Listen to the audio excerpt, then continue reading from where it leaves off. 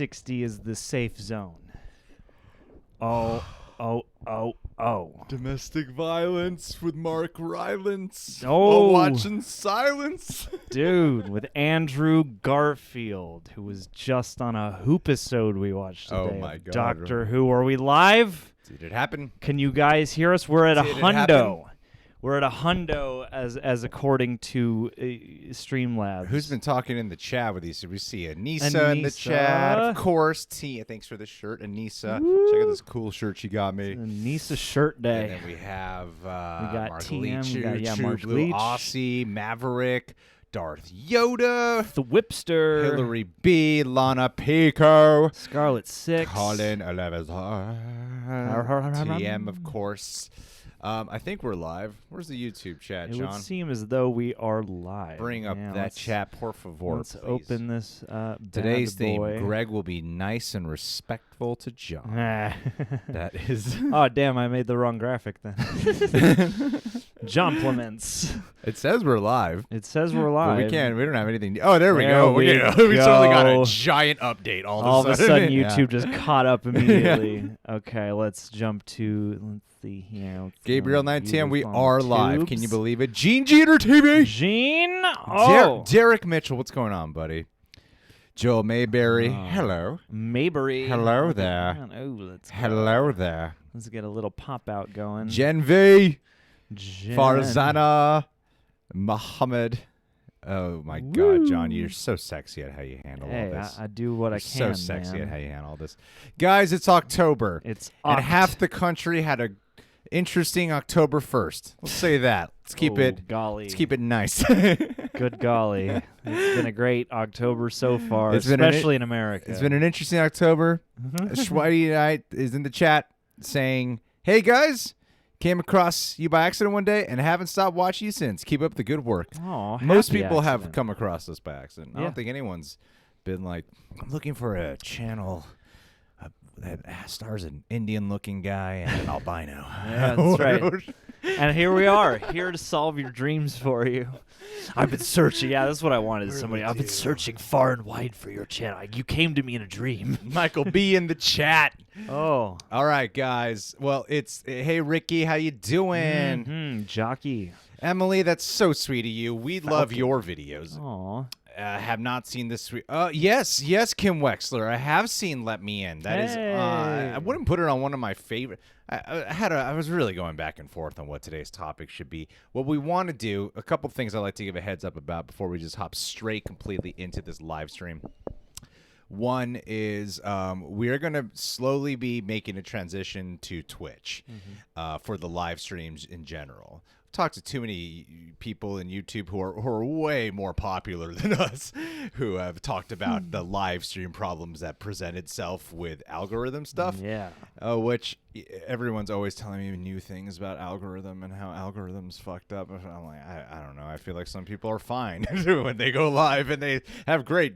Their algorithm seems to be a-okay, but everyone's been pretty much a common consensus is go to is like do a hybrid of Twitch in some way.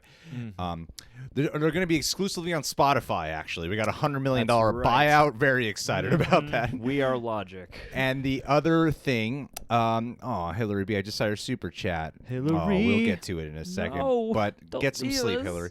And then the other thing that I wanted to mention. What was the other thing I wanted to mention? I had another thing. Oh, well, let me tell you what that was going to be. You know my mind, don't you? We were talking Shit. about the theme. What was it, The John? episode. I mean, we were talking about like how we arrived, or how you like what different things Doesn't you wanted matter. to talk about during October and stuff like that. It's but okay, John. You're perfect. You. So we wanted to do. I'm sorry, John. I'm being polite. You were about to say something. You just know how to make me feel special inside. That's all. Okay. Yes, and so we were like, do we want to do over and underrated horror movie? Oh, that's what I want to say. I got it. Okay, I remembered. Perfect. Is for every live stream this month will be something kind of horror related in some way. That's what we want to do. Favorite murder. John, our favorite genre. I know your favorite genre, generally speaking, and one of my top favorite genres is undoubtedly horror. And so yeah, I mean, using Halloween as an excuse to talk more about it, that would be great. No, this is pre-recorded. This is all pre-recorded. I just was able to tell the same few people who would be in this live stream today, so it was like no problem. We were really good at anticipating super chats. Yeah, we really know who's going to be in here. Yeah, super chats and the Streamlabs as well. Just to give that a quick plug, if you want to, either anything and everything is appreciated, but Streamlabs takes a little less. So if you don't want to send money to the YouTube man, just keep that in mind. But John, What? let's kick this off, guys. Ooh. All right. So what do we got in the chat? And then I've seen a lot of you guys have already contributed to the super chats, and also I think one or two in our Streamlab, which we really appreciate. Yeah. But let's see what's going on in just the chat itself right now. Okay. TM does not like horror. Thank you for tuning in today. Kim Wexler saying her first is Paranormal Activity. I think that is a perfect Halloween movie to kick it off. I think the movie gets a bad rep, Kim Wexler. I think so. It gets an unfair bad rep, I gotta say. I think it was very effective. I remember being in, I don't know if you guys had this experience, but I remember being in the theaters for Paranormal Activity. And then the person I was with at the time actually threw up during it. But that's not what I want to talk about. So it really scary. annoyed me, to be honest. I was like, So would you scary. cut this shit? We're in a movie theater. Bring a bag with you next time if you're going to do this that. is embarrassing. So, no, what happened was being in the movie theater, no one knew anything about the movie. That was the definition of a word-of-mouth film, Paranormal Activity. Oh, yeah. I mean, You that know? was the one where, like, it was demanded to come to your city, and I was so late to that party. I saw it at the end of its L.A. theatrical run alone in a theater. Yeah, man. So that was a cool experience. And, yeah, I feel like that franchise gets a bad rap. I think the film itself is, I think it's good still. I wonder if it holds up. There'd be a good I haven't one to seen check. it since I rewatched it to go into Paranormal Activity 2. Oh, So man, I that's actually don't know if the movie holds up. Well, we should rewatch it at some point. Do like a review. That'd be great. Yeah. I see Mark Leach calling out Frailty. Bill Paxton directed horror movie, which is one I've been meaning to watch, and I hear a lot of people name check it, so Yeah. it must be pretty good. Let's see here. Hey, Zombie Gamer 2006. What's going on, friend? Yo. Ricky in the chat is saying Blair Witch scared the shit out of me. That's your If favorite. today's theme was over and underrated horror movies, Blair Witch would undoubtedly be my personal top overrated Top horror film. 5 overrated Cannot horror. stand that movie. Nope, not a fan. Not a fan. Now I just want to see what happens when you get into a fight with somebody who shares the exact same opinion, but for the first Paranormal Activity. Yeah. And then you guys can duke it out as to which, proto found footage movie is truly the good one. Ooh, Emily in the chat right now is saying hers isn't, may the Lord Jesus and Muhammad bless you for all the COVID-19. sins you have committed. John, COVID sorry. is not something.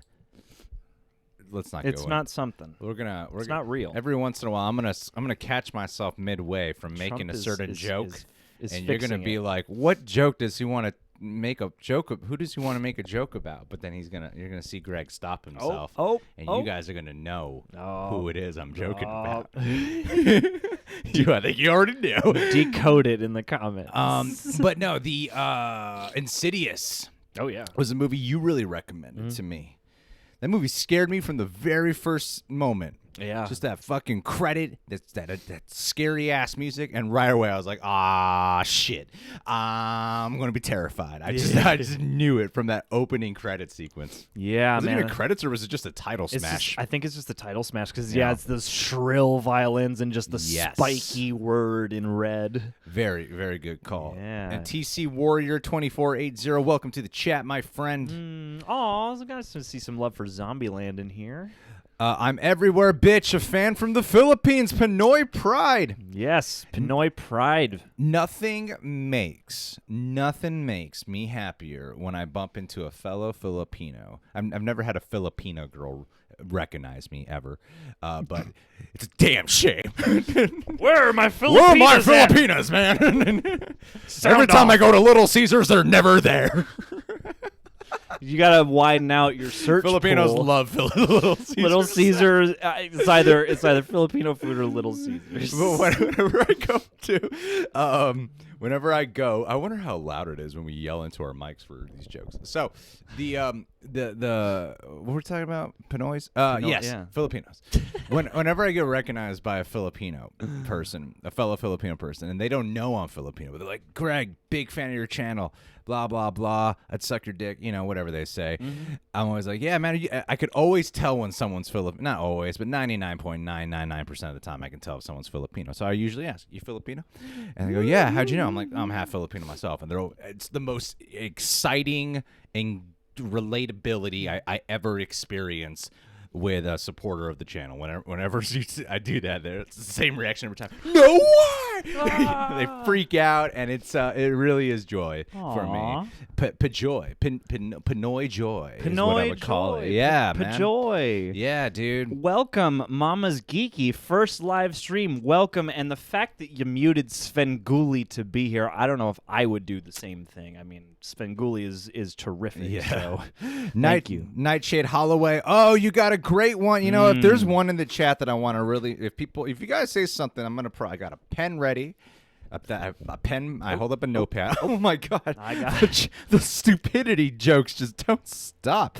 But I'm writing one down right now. Really? Yeah. Anissa, thank you. Cinema Gorilla, what's going on, buddy? Daily dose of chicken strips. How you doing? Hey. Let's Orphan see. is pretty creepy. That's a good call. Creep Show is another good one. I saw Candyman. No, we did see the new Boys episode. It is being edited right now, and it'll be up tomorrow. Just spent 2 hours making the thumbnail. Man, we just gotta go back to we gotta look at what other reactors do for thumbnails. Just blow up one big picture, cut us out, put us in the bottom right corner. Life so much easier. Well, let's just shoot everything in front of a green screen.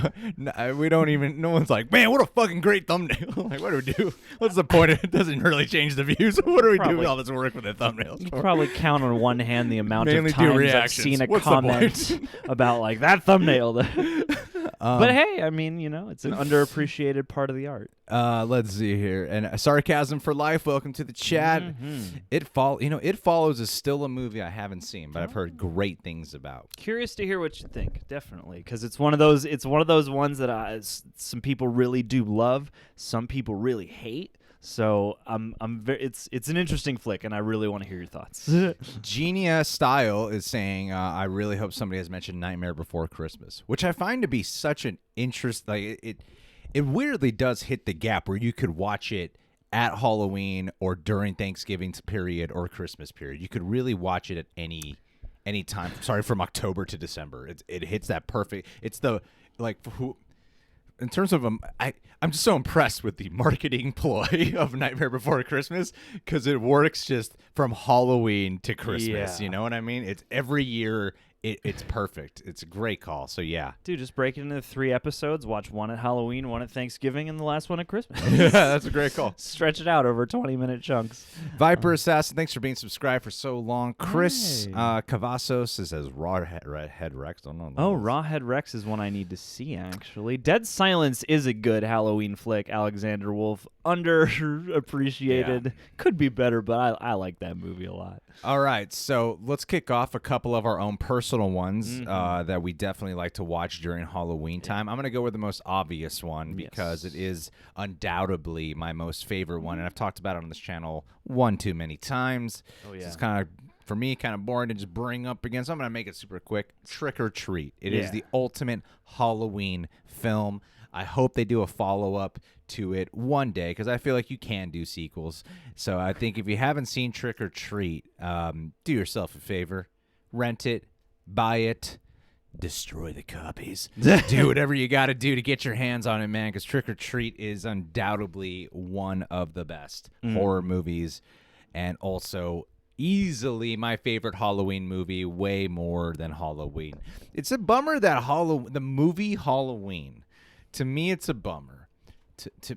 look, John, you mind if I tell you why I think it's a bummer that movie's called Halloween? Why Because is it's it? not really about Halloween. It's about one guy who tends to stalk the same woman, you know? That's true. And it's not a Halloween movie to me. Just happens to take place around Halloween. Yet, because it's called Halloween, it takes the staple. You know, you call Halloween. If you say, "Oh, there's a Halloween movie coming out," everyone will think of Michael Myers. Great branding. At the same time, though, I'm on this like rare side of the fence that would be happy with a movie that's called Halloween that's not about Michael Myers, but actually about, you know, spooky, crazy shit about the event of Halloween. Then you, sir, need to go watch Halloween 3 Season of the Witch. Yeah, no, it turned out great, and they haven't changed the They franchise all- back since. Everyone loved it. But I mean, Hey, Olivia. seriously. Oh, yeah, vacuum as loud as you want. Olivia, vacuum. We got the mics. We got these mics on. So when you vacuum,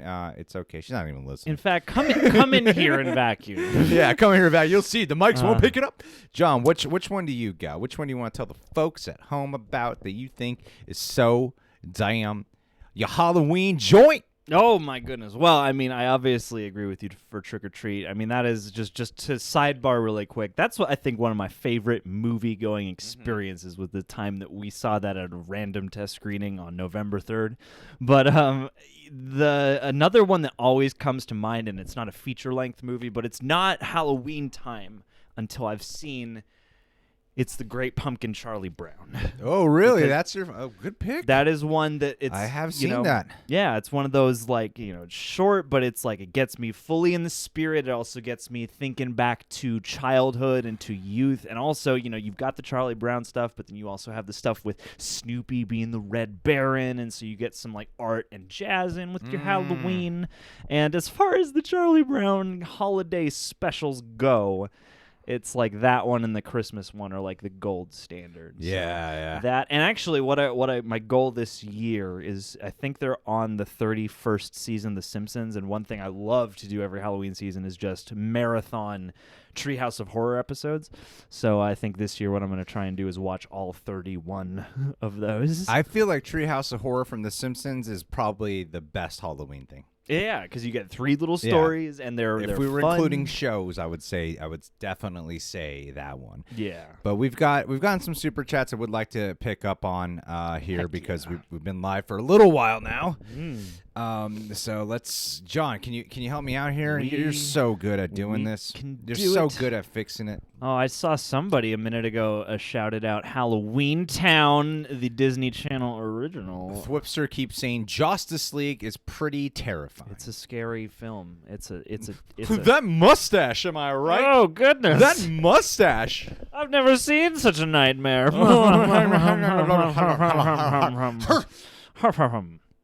Hey, look, we got some super chats here. Let's go down to the first one from October the 3 already. Carissa in the chat is saying that she's just subscribed to Disney Plus for Treehouse of Horror primarily. That's perfect. I'm honestly surprised Disney Plus allows Treehouse of Horror. It Yeah? is pretty violent. Yeah, it's bloody. It's very violent. There's some gore in those episodes. It I mean, like, shocks me. there's whimsy, but yeah, it certainly seems on the edge of Disney's acceptability. 1 second. Let's do something with my phone real quick Oh, here. get some phone action on you. Do some phone stuff. Okay, cool. All good, Anissa. All right. All right. So, just let zoomed- me see here. All right, John, you got this? Yeah, just You zoomed got this, in John? a little further so we could see what the agoraphobic fanboy has to say. First tipper of the day. Thank you so much for your contribution. Hey, Love guys. your hosting voice. Oh, thanks. I love it. Thanks. Agoraphobic fanboy, the Ooh. first tipper of the day. Oh, I pitch everything up into my nose. Oh, here. we're live and we got to keep talking to my head the voice. energy and the audience engaged. I've heard it said that head voices make people feel more energetic. Anyhow, let's go to NPR now. Thanks for dropping in here at Kaboo. Guys, boys will be tomorrow. in the morning. Sunday boys. So the agoraphobic fanboy, what's he say? He says, "Hey guys, Casper 1995 just did a video review of this. Holds up well and has a great Saturn game. Sega. Remember the toys? Amazing." Ooh. You know, I don't have a huge recollection of the Casper toys, but that film is another one of those staple of my youth. Like memories are burned into my mind's eye from that film. Do you know who played the villain in the movie? Kerrigan or whatever her name is. I thought you had it. Does anybody know who played the villain in that movie? No. Yeah. I met her once. And she starred with Robert De Niro in a black and white movie. Oh, Raging Bull? Yeah. Oh, dang. You got it. You got her name. She's Raging Bull. She's Raging Bull. That's right. That's what they called her on set. Raging Bull. Wasn't even the film's title. Kathy Moriarty. I can't even say Aaron it now. Moriarty from The Boys. But Casper, I love. Yeah. I love that movie. I feel like that's a bit of an underrated gem. That is, and I would say it's a perfect call for Halloween that doesn't always get brought up. That is true. That's a fun. It's not scary at all, but it's a great It's got a good heart, man. It's got a great heart. Bill Pullman, who always kind of creeped me out. I don't know what it is about Bill Pullman. I get it. The dad in the movie. You could see him being an untrustworthy uncle. I could see him having some weird sex tape. Yeah, I don't know why. Him and about Bill Pullman that just creeps me out, and I can't pinpoint it. I feel like I'd see he and Colin Farrell on a sex tape together. Yeah, but the movie itself is beautiful. The movie's great. He stars Clint Eastwood, Mel Gibson. Mm-hmm. They are in that. I don't know if people might Haley Steinfeld forget about that, but they are in it. Yeah, I even like the weird prequel they did about Casper.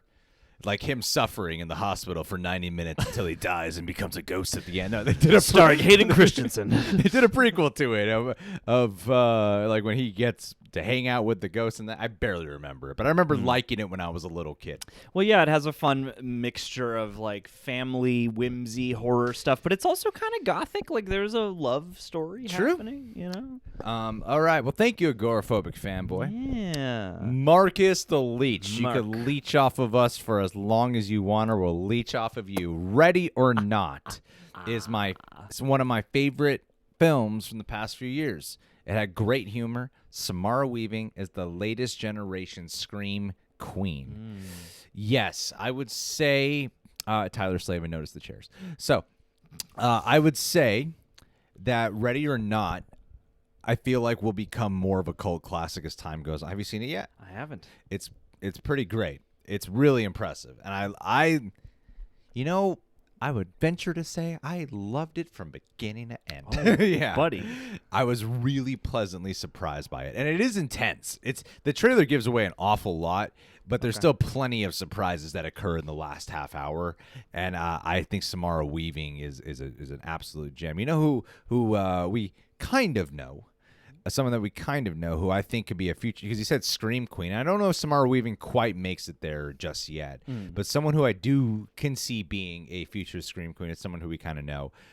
Alex Esso from she did Starry Eyes, and she was also the mom. She was the mom in who was the fuck? My God, my dialogue today is so on point. The mother in Doctor Sleep. Hello. I'm Shelley Duvall. Yeah. She's a replacement for Shelley Duvall. Yeah. That was her.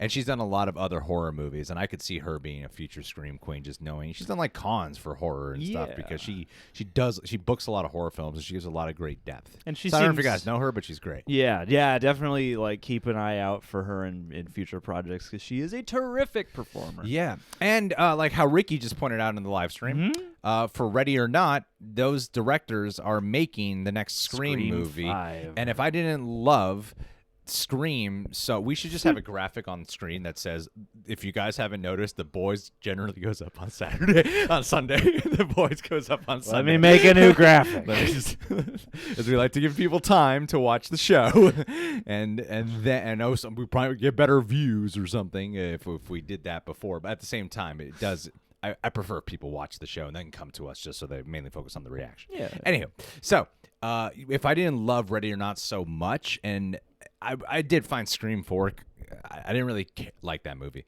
I liked it a lot the first time. I liked it significantly less the second time. So I'm not as perturbed by the idea that they're continuing it without Wes Craven. I know that's not the proper thing to say, but because the directors of Ready or Not are behind it, I would say that I'm much more excited for Scream 5 and what they might have to offer. I feel like they could bring something very fresh, very reinvigorating for Scream 5. Mm-hmm. And speaking of Halloween, I mean, judging by their segment in VHS alone, like that also gets me excited. Like anything, I got to see Ready or Not, but Radio Silence, that team is really creative, it seems. Definitely. Like, so.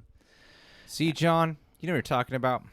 It's spooky days. This is my days. Carter Lovejoy wouldn't be a live stream without having Carter Lovejoy appear in our chats. Thank you so much, Carter. And he actually, I see him in the chat right now saying, so excited for the Ready or Not duo to direct Scream. And his super chat says, my favorite movie to watch around Halloween is the first Scream.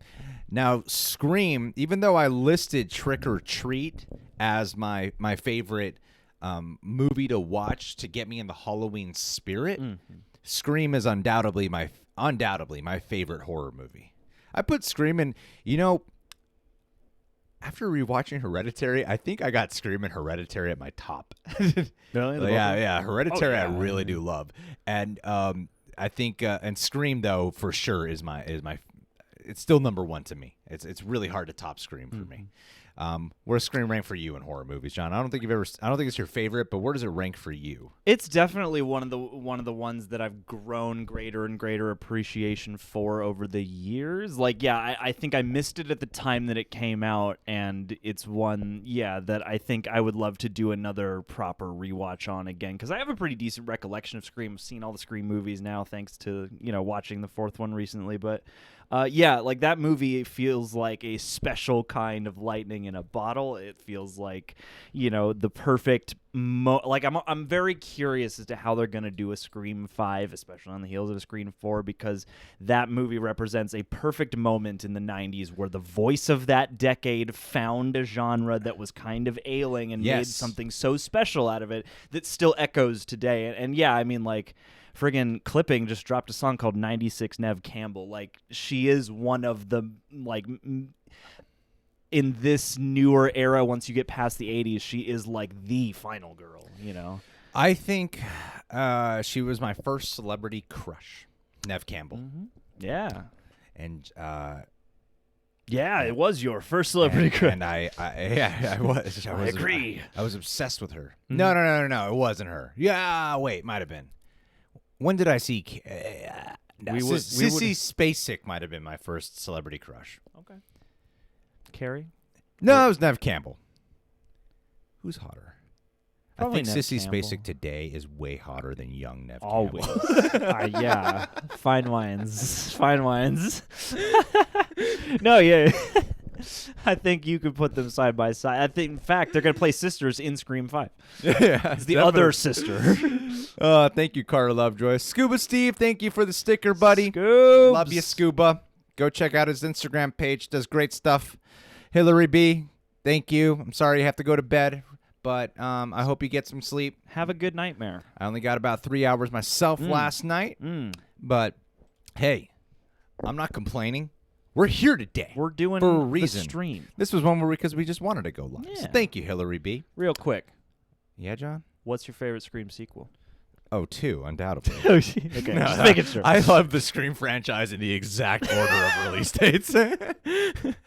Good. I'm glad that Scream 3 is getting Scream some 2 love. is almost a perfect that's like, to me, that's how you do a Scream 2.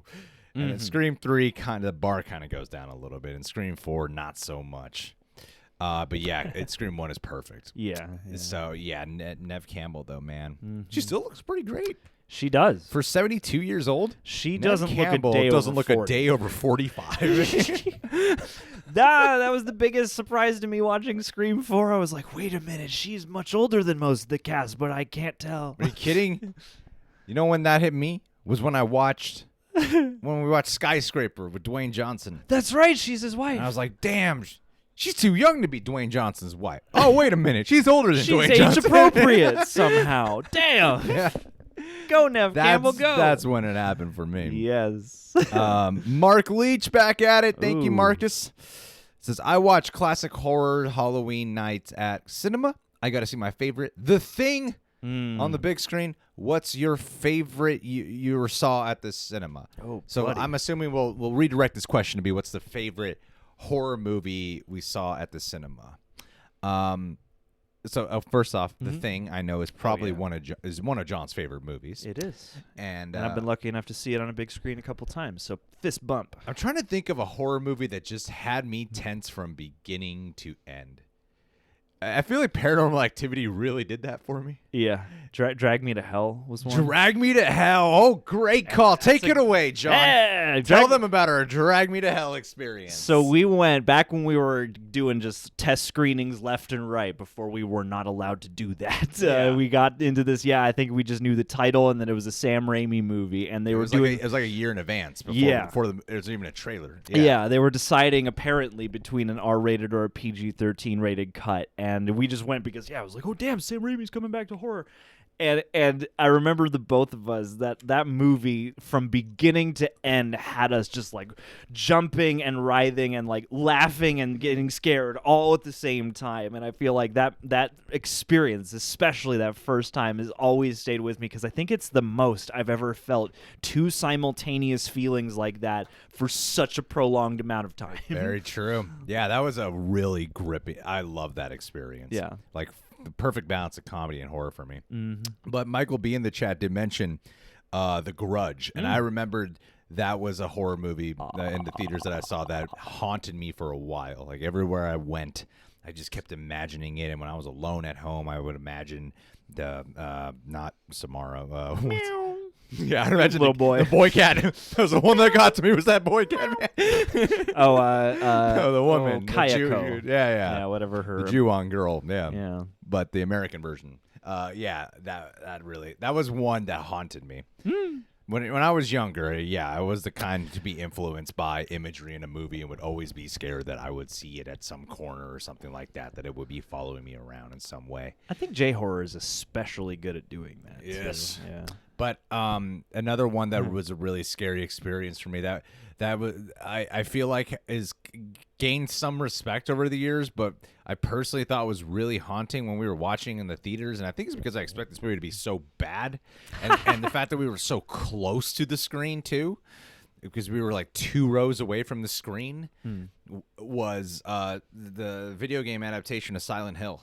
Yeah. That surprisingly felt like a really haunting, bleak experience, and I think it had something to do with the combination of being tired and being just 2 to 3 rows away from the screen, and that really made it feel like a terrifying experience. So my memory of Silent, and Sarcasm for Life said it, 28 days later. Yeah. I was sitting by myself as a kid watching it in the theaters, and that was a really horrific experience. I got to tell the story now. Tell it. I got to tell the story. So when I saw 28 Days Later, it was after church on Sunday, saw a trailer, and I told my mom, I want to watch this movie. I had no idea why I wanted to watch it. I just wanted to watch it. I think I was just bored. And then we went to the theaters, and we got there kind of late. Trailers had already started. And I sat. I was like, I just got to find a seat because there's no 2 seats together, and my mom will not go to a movie unless she has popcorn and soda. So I found a seat by myself. I'm like 12 or something at this point, I'm a little kid. And so I found a seat by myself. I'm sitting there alone. The movie starts. My mom has not come in the theater yet. She's missing the whole thing with the monkeys at the beginning and the lab. Rage. And then suddenly you cut to Cillian Murphy's eyes opening.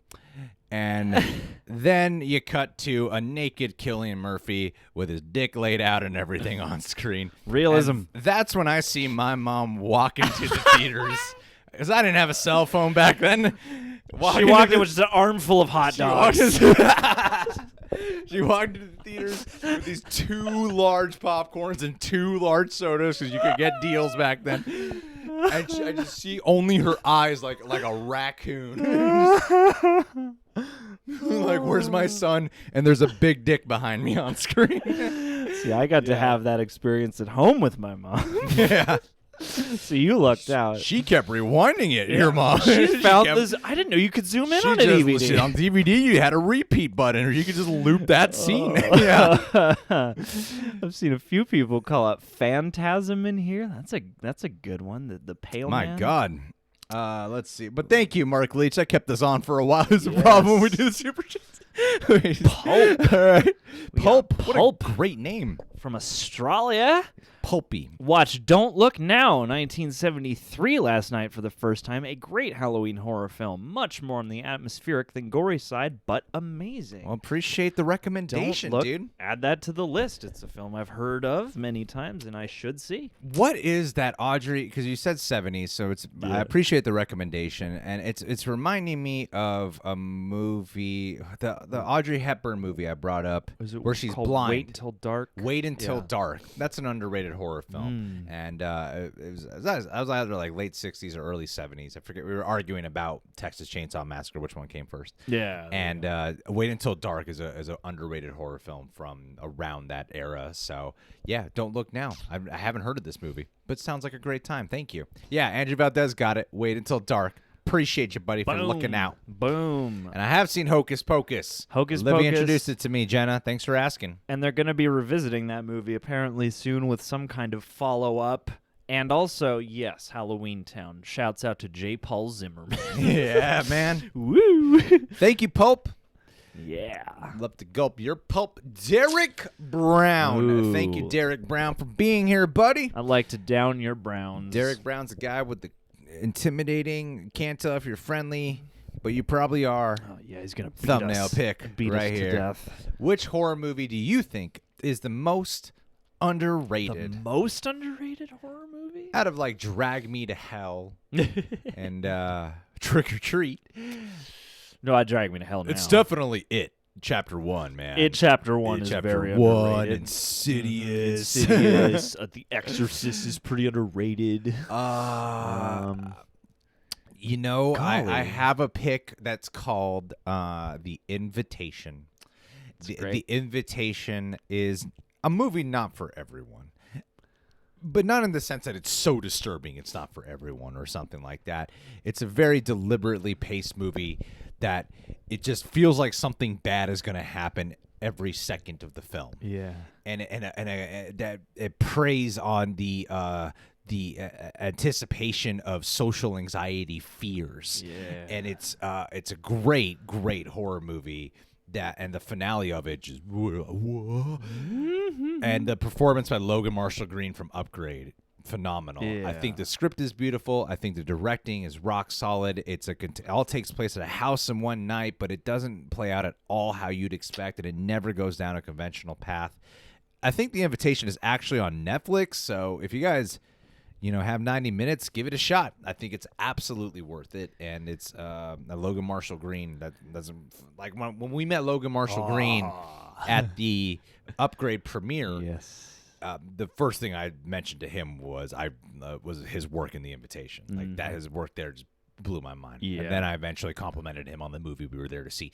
But The Invitation is the one for me. That's like a phenomenal performance. And then I pulled him aside for 40 minutes to talk about Devil. Yeah. Which I think is actually an underrated horror movie. But the one that came to mind, go watch the Devil Spooky Elevator movie. It's good. But the one that came to mind when you said The Invitation was oddly a film by the same director. I don't know if it's the most underrated horror movie, but I've liked this movie since the first time I saw it, and only recently, after like 10 years or more, is it finally starting to have that like, oh, maybe it's actually pretty good, which is Jennifer's Body. Same director. Yeah, exactly. Same director, two Very different films. Tonally, pacing, everything. Very different movies. But yeah, that was one I finally watched, and I was like, oh yeah, everybody seems like really up in arms and like really doesn't like this movie. And then I watched it, and I was like, I don't get what y'all saw, because I thought this was pretty cool. Yeah. So, yeah, I'd say go give that a revisit. I'm seeing on this particular question that we're on right now, which horror movie do you think is the most underrated?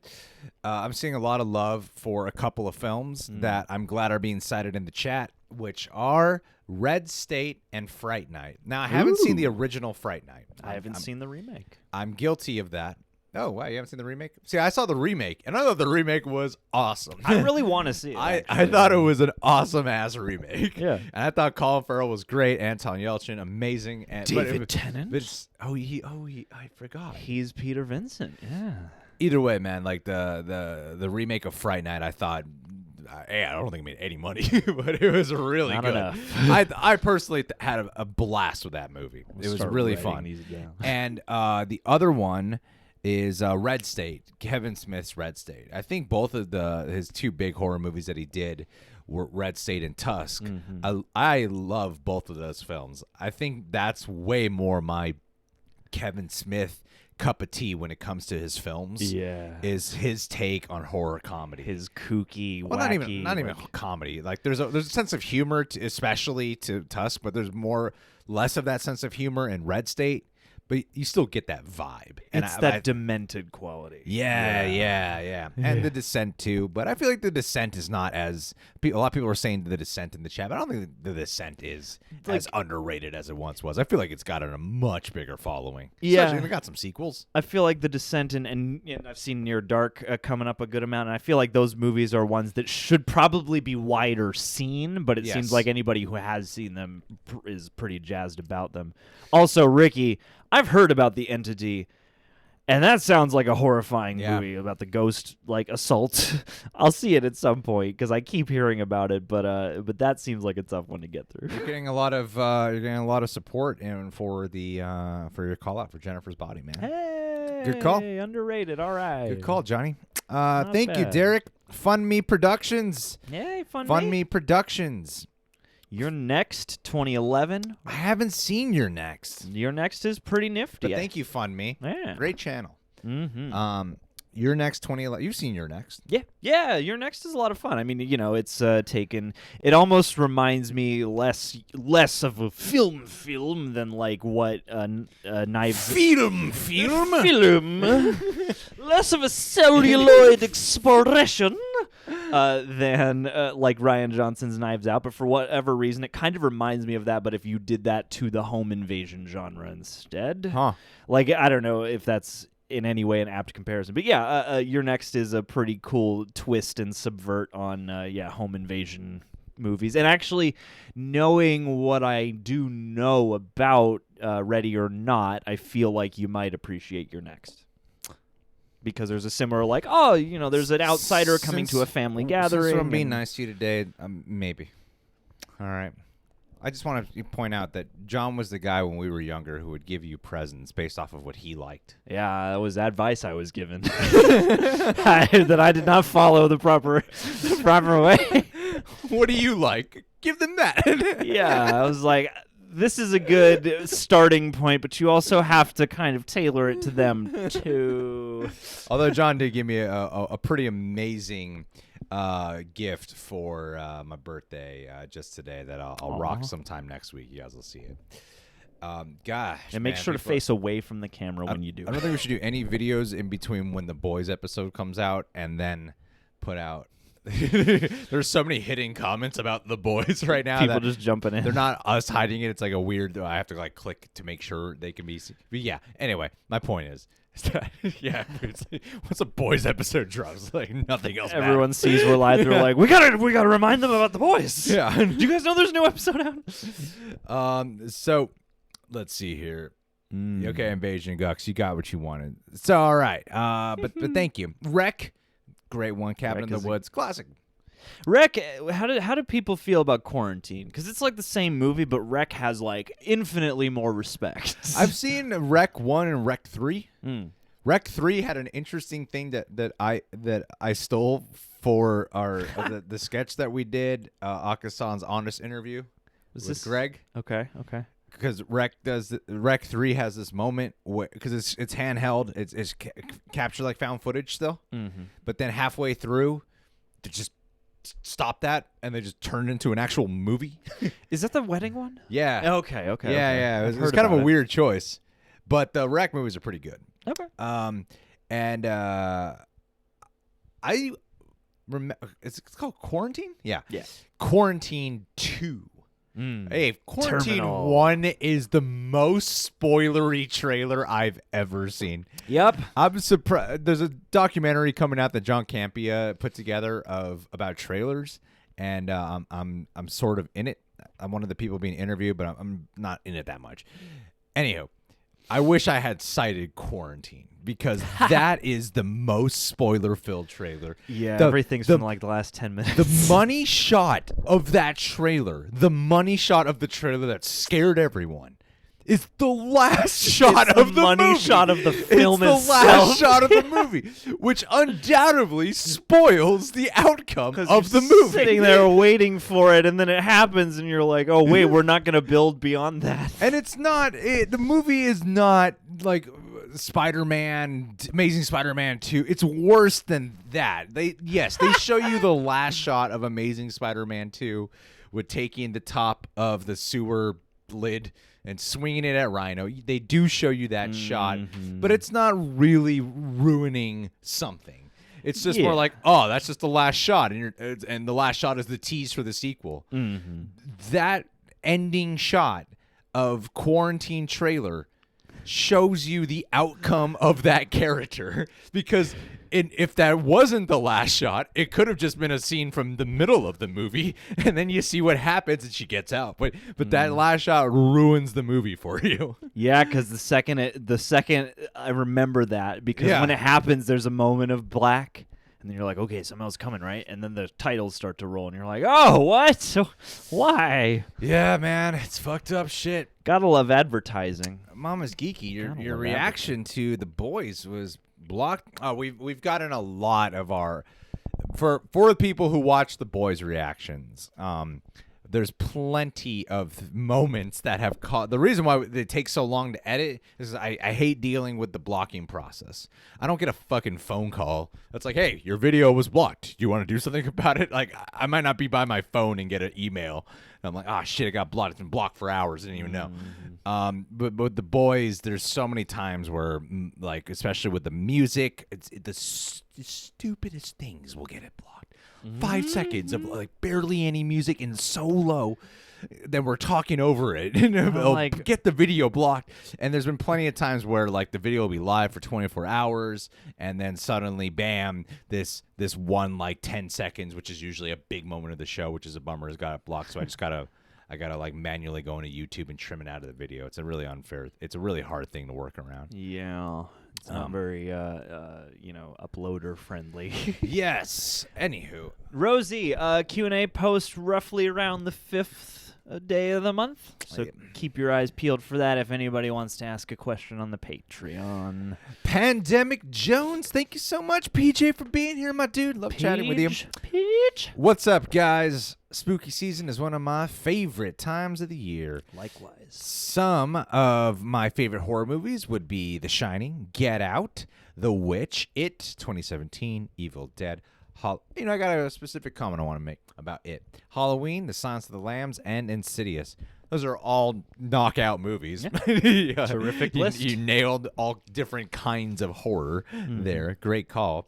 I would actually say that I think It, the miniseries, is more of a Halloween vibe, like a movie to watch around Halloween, more than the movies, than the theatrical release movies, actually. I'm with that. Those have a much more like campy, spooky. They're still like twisted and weird, and the adult part is still kind of boring. But the I don't know. It Chapter 2, the adult stuff is boring to me too. So I would say that in terms of the movies versus the miniseries, the movies I think are better and stronger quality, undoubtedly. However, I would say the miniseries is more of the kind of thing I would probably put on during like if there was a party going on, I would put on like the It miniseries versus the It movies. Tim Curry is more Halloween party, I would say. Oh yeah, absolutely. Hiya, Georgie, and all those garish colors and everything. I see The Mist, somebody shouted out. I see The Crazies. That's one of my favorite horror movie remakes right there. Yeah, for sure. The Witch, I think, is a great call on here as well. Evil Dead, which one is what I want to know? Because you could do like a whole Evil Dead marathon for Halloween. The Silence of the Lambs, of course. And by the way, guys, Pandemic Jones, since you listed The Silence of the Lambs, I would also say I finished the Hannibal series, finally finished the Hannibal series. Quick opinion of it. I think I don't know if it's like the Halloween show to watch, but first season great, second season perfect, third season was real up and down for me, really hit or miss. It took me forever to finish the last 2 episodes. Like there was the last 2 episodes were spread out over the course of like 3 months. So yeah, but those are all good picks, man. Thank you, Pandemic Jones. Yeah. I think Get Out is that was a rare fleet where it just became like an instant classic. Yeah. And he won the Oscar for writing, and you're like, yeah, he fucking earned it. Yeah, it's like It's not just because it's popular, he earned it. You know? He held on from February. That's a great call. He managed to get an Oscar nomination from a February movie. That's unheard of. Yeah, that's I like mean, unheard of. A usually, February movie to get an Oscar win. It's crazy. The remembrance of the Academy is not that long. Peter, thank you, Pandemic Jones. Peter Pacheco, new Patreon sub here. Thanks, Peter Pacheco. Just called your name out, man. in fact. Always love your Captain Spaulding, House of 1,000 Corpses, Devil's Rejects, 3 from Hell, Trick or Treat, Jennifer's Body, Halloween series. Hey. John, I think you found your soulmate, buddy. We need to hang out for Halloween. John is the defender of. That's right. The defender. I will die on this hill. Of Rob Zombie movies. His films are the hill I will die on. Every time Rob Zombie is brought up, it's always mentioned with a caveat of, I know he's not. I know nobody likes him except for me and 10 other people. Johnny, that's me, my impression of John explaining his love for Rob Zombie. And just he always has to have a preface it with, I know people don't love it, but I really love the first Halloween movie he did. You know, I mean, honestly, that movie puts me in a Halloween kind of vibe, and I do watch it every year during the season. Rob Zombie's Halloween does that? It does, yeah. Oh wow. Yeah. Nope, doesn't do that for me. Yeah, I don't know exactly. I like Rob Zombie's Halloween. That movie does not do that for me, though, in terms of the Halloween vibe. It feels like fall, and the thing about the way he captures small town at Halloween time. It's weird, that movie, and I know this is going to be blasphemy more than you before, but like that movie puts me in a Halloween vibe just for the season, more so than the John Carpenter one puts me in the Halloween season vibe. I would say House of 1,000 Corpses puts me way more Absolutely, in a Halloween spooky vibe over Rob Zombie's own Halloween movie. I will totally give you that. Yeah. Yeah, it's like that. In fact, that is definitely one of my like Halloween season films. In fact, of all the Devil's Rejects movies, that's the one for Halloween season to me. Anissa Oliva does not like Rob Zombie. Sorry to hear that. Lords of Salem underrated too, according to Travis Austin in the chat, since we're on this Rob Zombie talk right now. I like Lords of Salem a lot. I mean, that's one I would put, like the same way you would put on The Witch, I would put on Lords of Salem, because that's such an icky kind of fraught and fever dreamish experience. You know what? I'm gonna meet Chris Cavazos. I'm gonna meet him here. I'm gonna agree with him here. In the chat, he's saying Rob Zombie Halloween better than the original. I can't say it's better. I'm not allowed to say that. I don't know if I would say it's better. However, I would say I would any day of the week put on Rob Zombie's Halloween over John Carpenter's. The first one. I would say, like, if we're comparing the first ones, I would much rather watch Rob Zombie's. I find that exceptionally more entertaining. It is my favorite Halloween movie. As long really? As, not film for Halloween time, but just of the Halloween films, it is my favorite. Oh, really? Yeah. I think the reboot and part 4 is my favorite. 4 is good, Those are still my favorite ones. Yeah, part 4. Weird franchise to keep up with. Oh God. But he listed like all your movies. Yeah, man. Peter Pacheco literally listed all your Got films. Trick or Treat in there, Jennifer's Body. That's pretty bizarre. All the Rob he is your Zombies. soulmate, man. Now I'm definitely gonna learn that Portuguese accent. Damn. I'm happy that we got to this point before 7 p.m. Yes. Why hasn't Rob Zombie done Nightmare on Elm Street? I'm gonna enter into your fucking dreams and fucking kill you, you stupid fucking kids. I'm gonna go fucking cut you up. I now want that to happen. Get Walton Goggins to play Freddy, and we'll go. Because Freddy would make sense in a Rob Zombie Madcap Fever. I got sinister hands, you dumb motherfucker. Yeah, I'm just gonna cut the shit out of you. Trailer park trash. That's Rob Zombie's Nightmare on Elm Street summed up in one. Yeah. One thing. Right it would be 1,000 times better than the Platinum Dunes. That's version. my version of any Rob Zombie movie adaptation you want to do. Yeah. It's pretty much all of them except maybe Lords of My Salem. name's Jason Voorhees. I got a fucking hockey mask. Just the first one where Jason cut you up, you dumb talks motherfucker. a lot. Jason talks more than any other character in this. He only killed 3 people, but he talked a whole bunch. Took his mask off, and a beard and long hair. Damn, we haven't even checked the Streamlabs yet. We are taking our time. It's been a minute. It's been a minute since we've live streamed. We haven't live streamed in a while. Kartik Sharma, thank you so much, buddy. How's it going, Kartik? Which non-horror director can pull off a horror movie? Oh, what a question. That is a great question. Ooh, I love this question. Golly. I wish I had thought of stuff before. I wish I had a premonition that this question would come in. Who are some directors that haven't done horror? It's weird because it's usually the opposite. Yeah, I know, right? And then once you venture into horror, you're like, what the fuck? John Krasinski? Yeah. Rock? What's going on here? Let's get a Denis Villeneuve's horror movie. I feel like he's just a stone's throw away. It's kind of. Sicario is kind of a horror movie. His movies already Prisoners kind of is a feel horror horror. movie. They have like a horror feel to it. All right. How about I feel like the Russo brothers could pull off a fantastic horror movie. That would be fun. I think they could do a great horror. They know comedy, so they would know how to alleviate tension and release pretty well. Yeah, they would know how to do the tension and release, but they also know how to make intensity. I don't know how many different versions of the word tense can I use, but they proved yes with Captain America, Winter Soldier, but all their other movies too. They know how to bring intensity to the big screen, and I really think he could do it. Judas in the chat is actually saying Mel Gibson. I think Mel Gibson could do a horror movie for sure. Tarantino has already done horror. Yeah. He's already done horror. Yeah. People forget about Death Proof, but that is a horror movie, undoubtedly. An underrated one, I'll add to that. Yes, sirree, Bob. I love the chat guessing when we're actually reading the chat. It's hard to read the chat, keep up with the chat. Talk to the camera and also keep up with the super chats and everything. Yeah. One day we'll get a moderator, but it actually takes out some of the fun if we're not moderating ourselves. I want to see a Brad Bird horror. You know what's funny? We haven't heard anything. Speaking of this like non-horror director category, we haven't heard anything about A Quiet Place 2. At all. That's that was one of the first movies to get postponed, and now it's just on the they shelf. just let that like fly under the radar. You know? Yeah, it's a bummer. I hope. I mean, we'll see it. I feel like they're just gonna who's releasing that again. They're just gonna sit around until we really know. Yeah, man. Now that like Fast and Furious and James Bond have already bumped again. You know who else I think could direct a great horror movie is Christopher McQuarrie. Ooh, that'd be cool. If he doesn't have Tom Cruise in it, if Christopher McQuarrie, Tom Cruise horror movie. I think he would know how to bring the. I mean, he wrote Usual Suspects.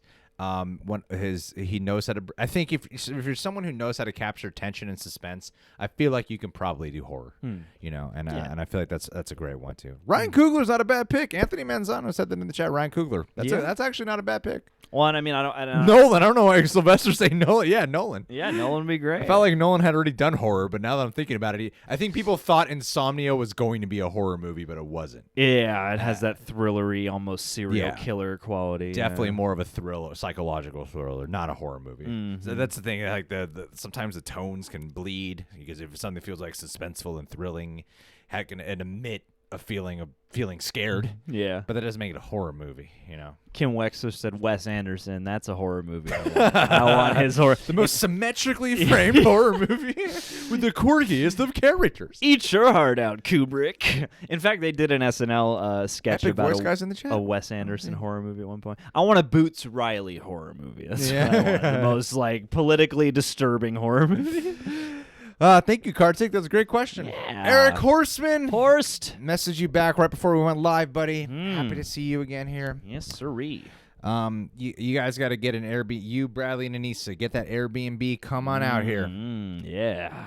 Just move out into the Airbnb. Rewatching every Mike Flanagan movie in this order. Mike Flanagan is a fucking amazing director. Flanograms, man. I haven't seen Absentia. I've seen some Oculus. I really liked Hush, even though it is apparently very offensive to those who are hearing impaired. And we've met people. I remember the first time I met your really close friend Jimmy. Yes. First time I met his really close friend Jimmy. And John is not the type to bring me around his friends. I'm like that significant other where you're like, why don't you want me to meet your friends? So that's not you, though. He really rarely does, right? I know it's not me. It's the thing that you have that you have I'll get over. Yeah, so I'll get over when we can socialize again. Perhaps. So, I met and I was like, well, I want to make a good impression. Why not? I do. And then Hush got brought up, and then Jimmy's boyfriend works with hearing impaired. Yes. And then I was raving about a movie at a table with them, and then they immediately went to the argument about how it's actually really offensive and explained to me in great detail why. I was like, I'm glad I'm meeting you guys for the first time. I'm so sorry. I really came prepared for this. Aw, we gotta redo it then. Someday you'll meet Jimmy and JC again, and we'll have a whole different intro. I forget that Mike Flanagan did Ouija Origin of Evil. I know. I constantly forget he did that. Yeah, man. And Pony Smasher did Annabelle the second one. There's some and David F. Sandberg did Annabelle. Annabelle Creation. Annabelle Creation. Which, and by the way, I'm just gonna throw this out here. I think Annabelle Comes Home is an underrated movie. I thought that it's pretty fun. I would watch Annabelle Comes Home during Halloween time. I would. That is a fun house horror movie. Yeah. I don't care what the fuck people say. Yeah. It's better than the first Annabelle. It's better than a lot of the Conjuring movies. Actually, no. It's better than none in Annabelle. But Annabelle Comes Home is a really, really fun movie. But yeah, Ouija Origin Evil. Gerald's Game. Brilliant. And Dr. Sleep. The movie where John and I disagreed with the world on. Yeah, I know. That was an uncomfortable one to do because we were like, Hush is not people were saying like, why is Hush offensive? Hush is not offensive. It basically, if someone, the argument that I've heard a lot of people who work with the hearing impaired is that a lot of the scary stuff that happens, like, ooh, because she can't hear and she's mute, that she would she would be able to detect this killer who's stalking her. Basically, is the argument that kept getting thrown around. Realism. But Dr. Sleep is a movie that John and I were not big fans of.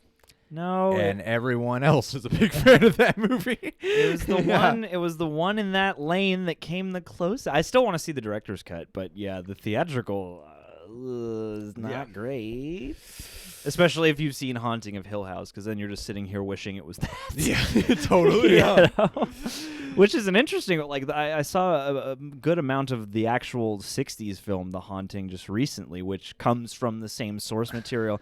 And that's a fascinating story to watch get redone over time, because there's, like, the 1999 movie with Liam Neeson and Owen Wilson, and that's got its own version. And then, you got the miniseries, which is a whole, like, family drama. Right. So made me wonder what the actual book is about. You got, I like Jimmy Freckles' comment in the chat. Let me give you some wisdom. It's not offensive if you're not offended.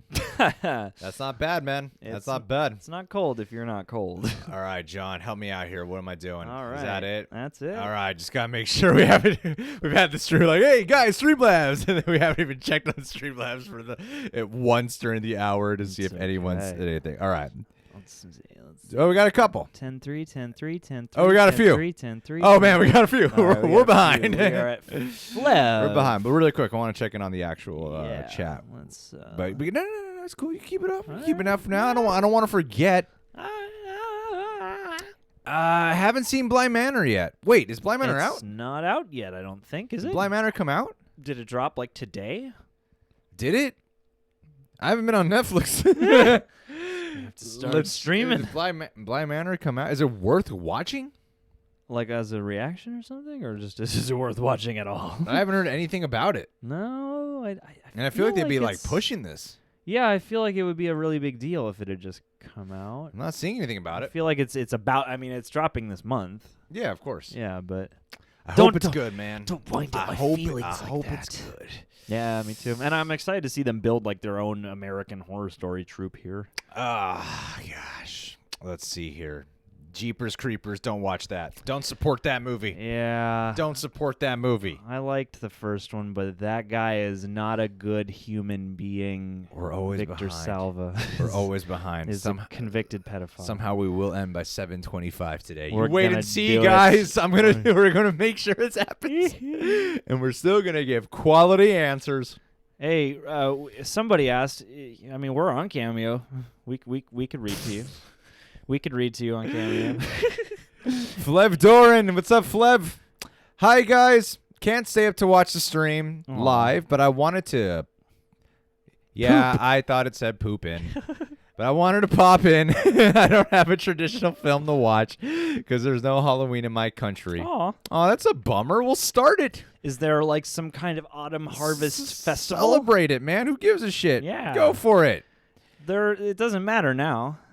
But in terms of spooky films, I like to rewatch Scream series and also Casper, if that counts. We really covered it. And Totally. Flev, thanks for the support. All Appreciate you count. popping in regardless. All of that Appreciate counts. the tip, buddy. Flev, I hope you're getting some good sleep right now. Eric Horseman, my man. Eric. Here, let me punch this in a tad bit. Punch it up. That is too Oh, much. That's What did you that's do, John? unintelligible. I just wanted you God. to be able to read one word at a time. Eric, buddy. Thank you, buddy. Thanks, darling. All right, slow your roll, buddy. What do we got? Hey, guys. First, I've done a 15th rewatch of The Haunting of Hill House to get ready for Bly Manor, even though it's not connected. Yeah. But good that you're I prepared just for the tone. really wanted to cement my love for Haunting of Hill House. I just wanted to So really, I will undoubtedly compare the seasons with each other. as they're meant to be done. Another, please, to you, please react on Patreon. Second, watching all my favorite horrors each week, starting with The Evil Dead. John, you have a phone at home. I do. Time for you to watch all of Haunting of Bly Manor by yourself to satisfy Eric Horseman. I mean, if I could just do the Keep it streams going. and not the highlights, then Is sure. Erica Tuesday in the chat? Hey, Where is she? welcome, Erica. She just got here. There she is. Hey, Right there. Erica. Sup, y'all? Sup, Erica? How you doing? Welcome. It wouldn't be spooky. How's your Chuck E. Cheese coming along? Because that's a Halloween in and of itself. We'll see, man. I mean, do people want us to watch Haunting of Bly Manor? Can we hire someone to edit that for us? I just don't know. I don't know I if guess I I have the time feel right now like this the particular month. Mandalorian's going to be the thing. But that's way at the end of the month. That's And we at got the one end more of the episode of month. The Boys. 'Cause we, ideally, what we want to do is have at least one TV show we're covering on YouTube once a month. Like throughout the month, basically. But with Netflix, I feel like we got to dish that out right away because all the episodes are out. Yeah, so it's a bit of a pressure cooker on that one. And then if we're committing to like shooting and editing that ourselves, we're never going to be able to cover anything that comes out. If there's any movie news or other big channels, we're like, I was going to have to wait, man. we got to work on this fucking show. I mean, unless we did one where it's no highlights and just stream along, but I don't know. But Eric, I definitely want to watch it though. we do want to watch it. definitely gonna It's watch not it. off the table. I'll tell you that. It's not off the table. Mm-hmm. We definitely it's definitely a heavy consideration at the moment. Yeah. I sincerely mean that, buddy. I really do. I'm not just saying that. Sincerely mean it. Just I also feel like when looking at the trailers for Haunting of Bly Manor, because you got to consider that that's going to take us many hours to edit. So we want to make sure it's something that draws an audience as people watching it. Is when I look at the trailers for Haunting of Bly Manor, I feel like not many people are really watching the trailer comparatively. You know, it's usually a good way to gauge whether or not people will watch your TV reaction is by how well the trailer's doing. I can tell John's not listening. He's clearly just reading the chat. By how the trailer's doing. Oh, that's all. I know the trick. You hear the last thing I say, and then you repeat that back because that's what your little subconscious heard. Talking about Hill House. No, talking about Bly Manor. Well, but it's No, the same John, you're offshoot wrong. universe. The time for Greg to end his reign of being nice to John ends right now. Hashtag John's fault for ruining the rain. It's okay. It's okay. We made it a good hour and a half. Yeah, man. Oh, Jane See, Levy, Mama's hell Geeky yeah. in the chat is talking about doing that, like having to edit the 10 plus. Like Umbrella Academy was a big learning lesson. So we edit on Patreon, keep them a tad bit longer. But on YouTube, you got to be exceptionally strict. And man, yeah, like editing for Umbrella Academy, like damn, this takes like 6 to 8 hours. Our friend Jason Dolan just edited for Kazzy Reacts for the Joker movie reaction. It said it took about 24 hours to edit.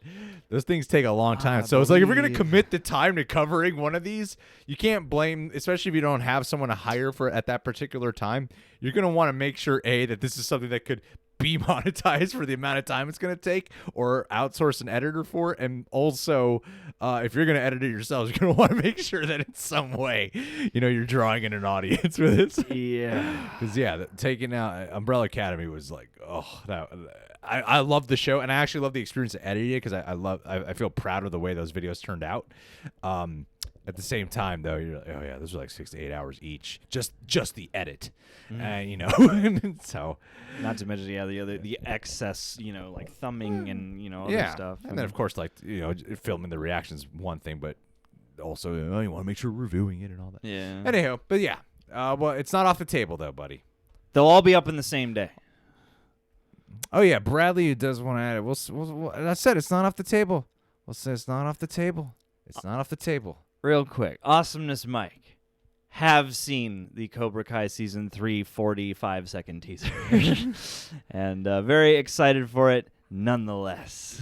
I mean, we're waiting for the actual official trailer of Cobra Kai Season 3 to come out. That was an announcement trailer with some brief images and blah, blah, blah. And I know people have been asking for it, but personally, we want something. But when a trailer comes out, we feel like we have something we could really talk about, really leaves an impact, especially because Netflix is difficult to work around. Yes. So, that's protect their content. But yeah, Mama's Geeky. I'm really happy to see Mama's Geeky in the chat right now. Really am, man.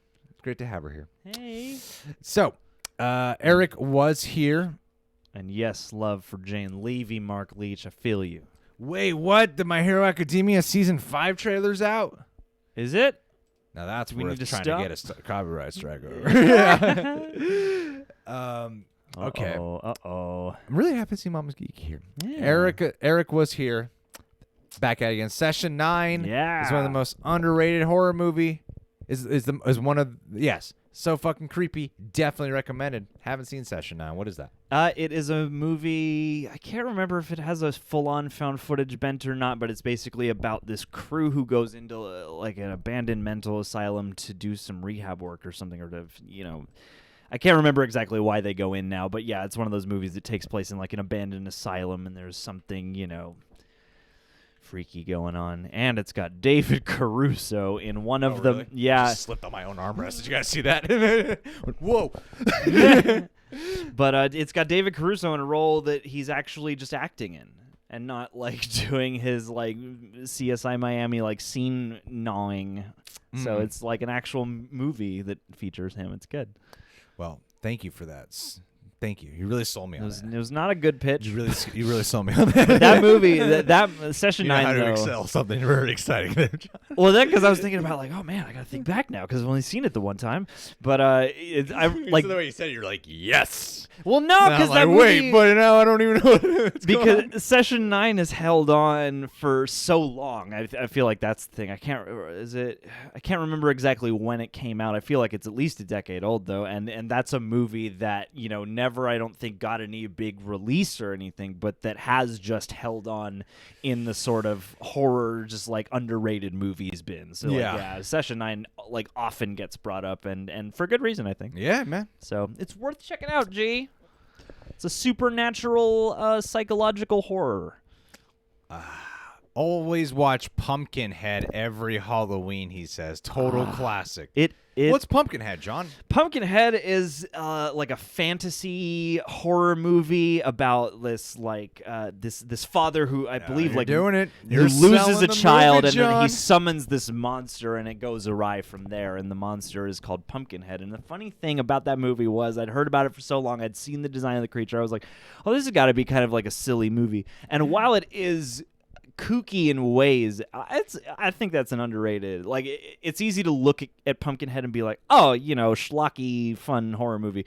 But Lance Henriksen really puts us all into that flick, and the effects are great, and it's actually pretty chilling. So. I have not seen Pumpkinhead yet. Yeah, but it's sort of a cautionary tale. There's a couple of these movies I want to watch. Pumpkinhead. I want to watch Rubber. Oh. And I will say in the chat, I'm seeing a lot of people saying Tucker and Dale versus Evil. I even typed it in there. Dale. Tucker and Dale versus Evil. Hey. Hilarious ass movie. Watch it. That is a fucking hysterical film. Diddly. Okay. I'd be a waterbender, Rosie. For what? Which one would you be? A waterbender, a airbender, firebender, or earthbender? Oh, I'd definitely be a dirtbender. Dirtbag. My name Dirtbender. My name Dirtbender. I'm Dirtbender. I'm gonna bend dirt. Let's see here. Nancy, a.k.a. Alex. Hi, Nancy. Or Alex. Hi, Nancy, Alex. Nice to meet you. Alex. Have we met before? My sweet nan. For all I thank you for being here. For all I love horror movies, the three I usually watch around Halloween are Arsenic and Old Lace. Great movie. My girlfriend introduced me to that movie. Boogie. Great movie. That to me is an old-time Hollywood film that I think, even if you're someone who's like, I'm not really a big fan of those kind of movies or classics, I think you could actually, if you give it like 10 minutes, I think you would actually really enjoy it. It's really funny. Signs, and thank you for citing Signs. Signs. That underrated. Okay, I'm sorry I don't Yeah. like the last 15 minutes. I like it. And Sleepy Hollow, which is one of the most perfect movies to watch around Halloween. That is a definite go-to which for I me. often marathon the weekend of with friends. So she's watching the show Friends. In between, she's watching movies like this. Sleepy Hollow is an absolute go-to movie for Halloween. Yeah. I don't know why this is the first time it's being brought up in this stream, but yes. Yeah, dude. Absolutely. 100%. Such aura and mood to that story, and it's perfect because it gets help from being like already the short story is a Halloween thing, so then the movie version takes it that much further. It's one of the few movies that like really drastically reimagines a classic story in a way that just totally worked for me. Yeah. Didn't feel like they were trying too hard. Ethan Holgate, thanks for being here, Ethan. EHG, hi guys. Just out of curiosity, I know it's not a Halloween movie question, but have you ever seen Edgar Wright's first movie called A Fistful of Fingers? No, man. Have you? I haven't. John, actually. you're supposed to be the Edgar Wright guy. I'm failing. I don't like him, clearly. I clearly have outed myself as a phony. Low-budget Western movie he made in the 90s. Also, usually around Halloween time, I watch any horror movie. Which I feel like if you're not like a horror buff, like Halloween is horror movies time, yeah.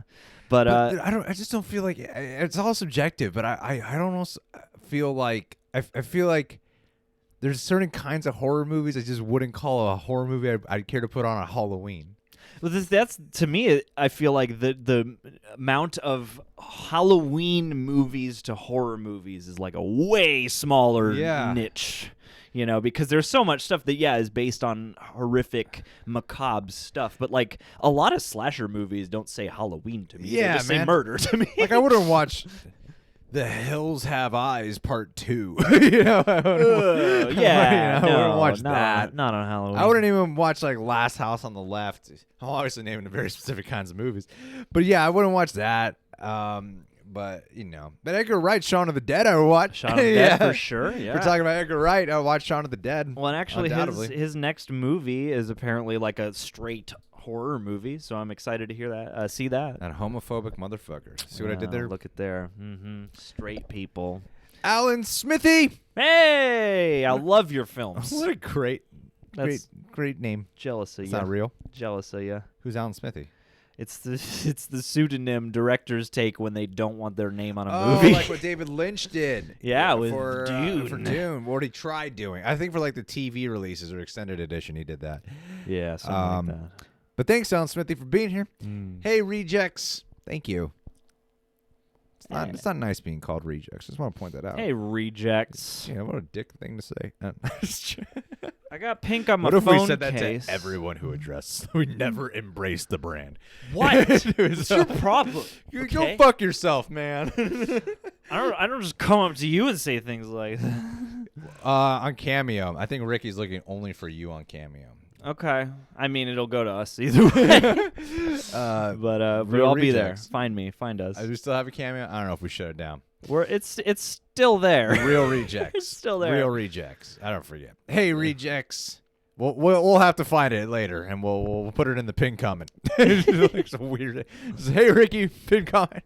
Here's our Cameo.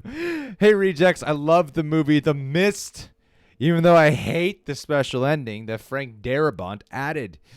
The rest of the movie is pretty gnarly. Soup's gnar, bro. And the creatures are fantastic. Soup's I gnar. especially love the scene with the acid spiders. Have you guys seen it? Yes, indeed. I've seen it in color and black and white. We'll call you Reject Nation, but don't call us rejects.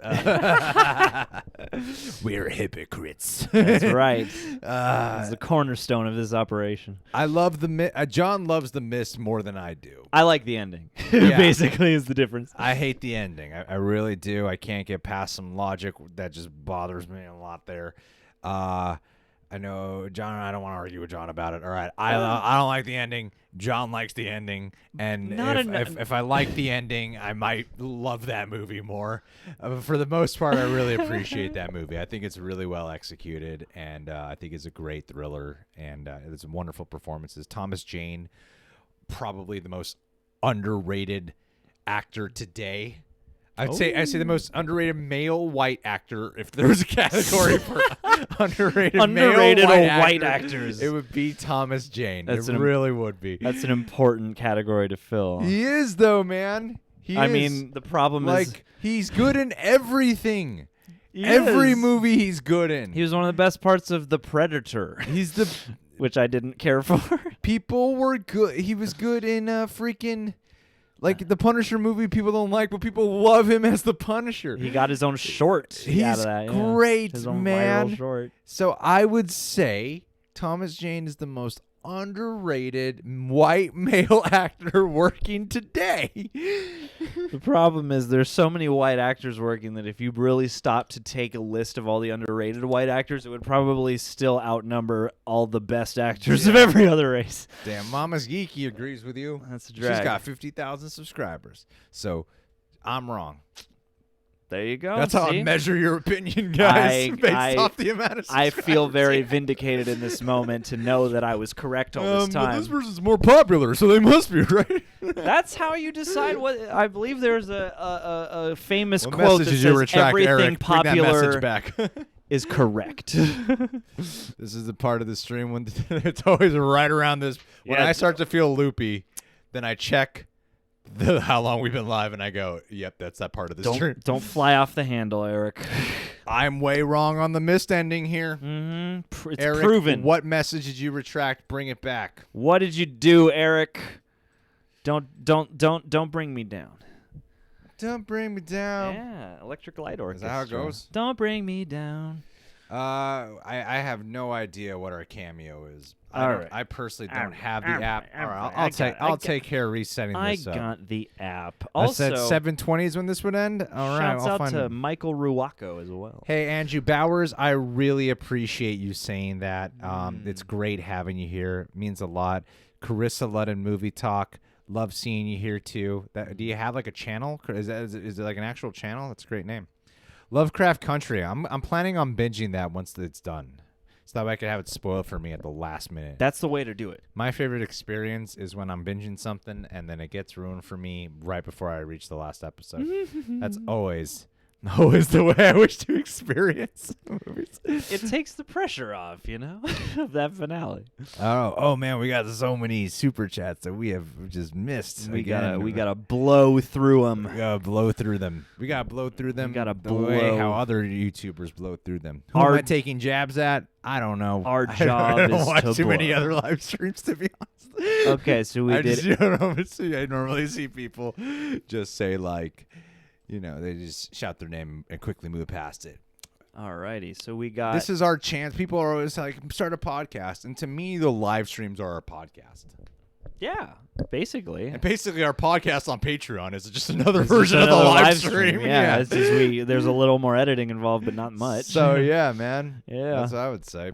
Pretty soon, everything will just be done in this form. Who said Greg is cool too? Hashtag John Greg is cool amazing. too. Greg is cool too. Hashtag Greg is cool too. Hate being compared to John. All right, never lose your nerd. Thank you, never lose your nerd. You know we love the fuck out of your name. Yes. Yeah, fuck you out of the name. Fuck you out of The Conjuring 1 and 2. Yeah, Pickle Rick. Woo!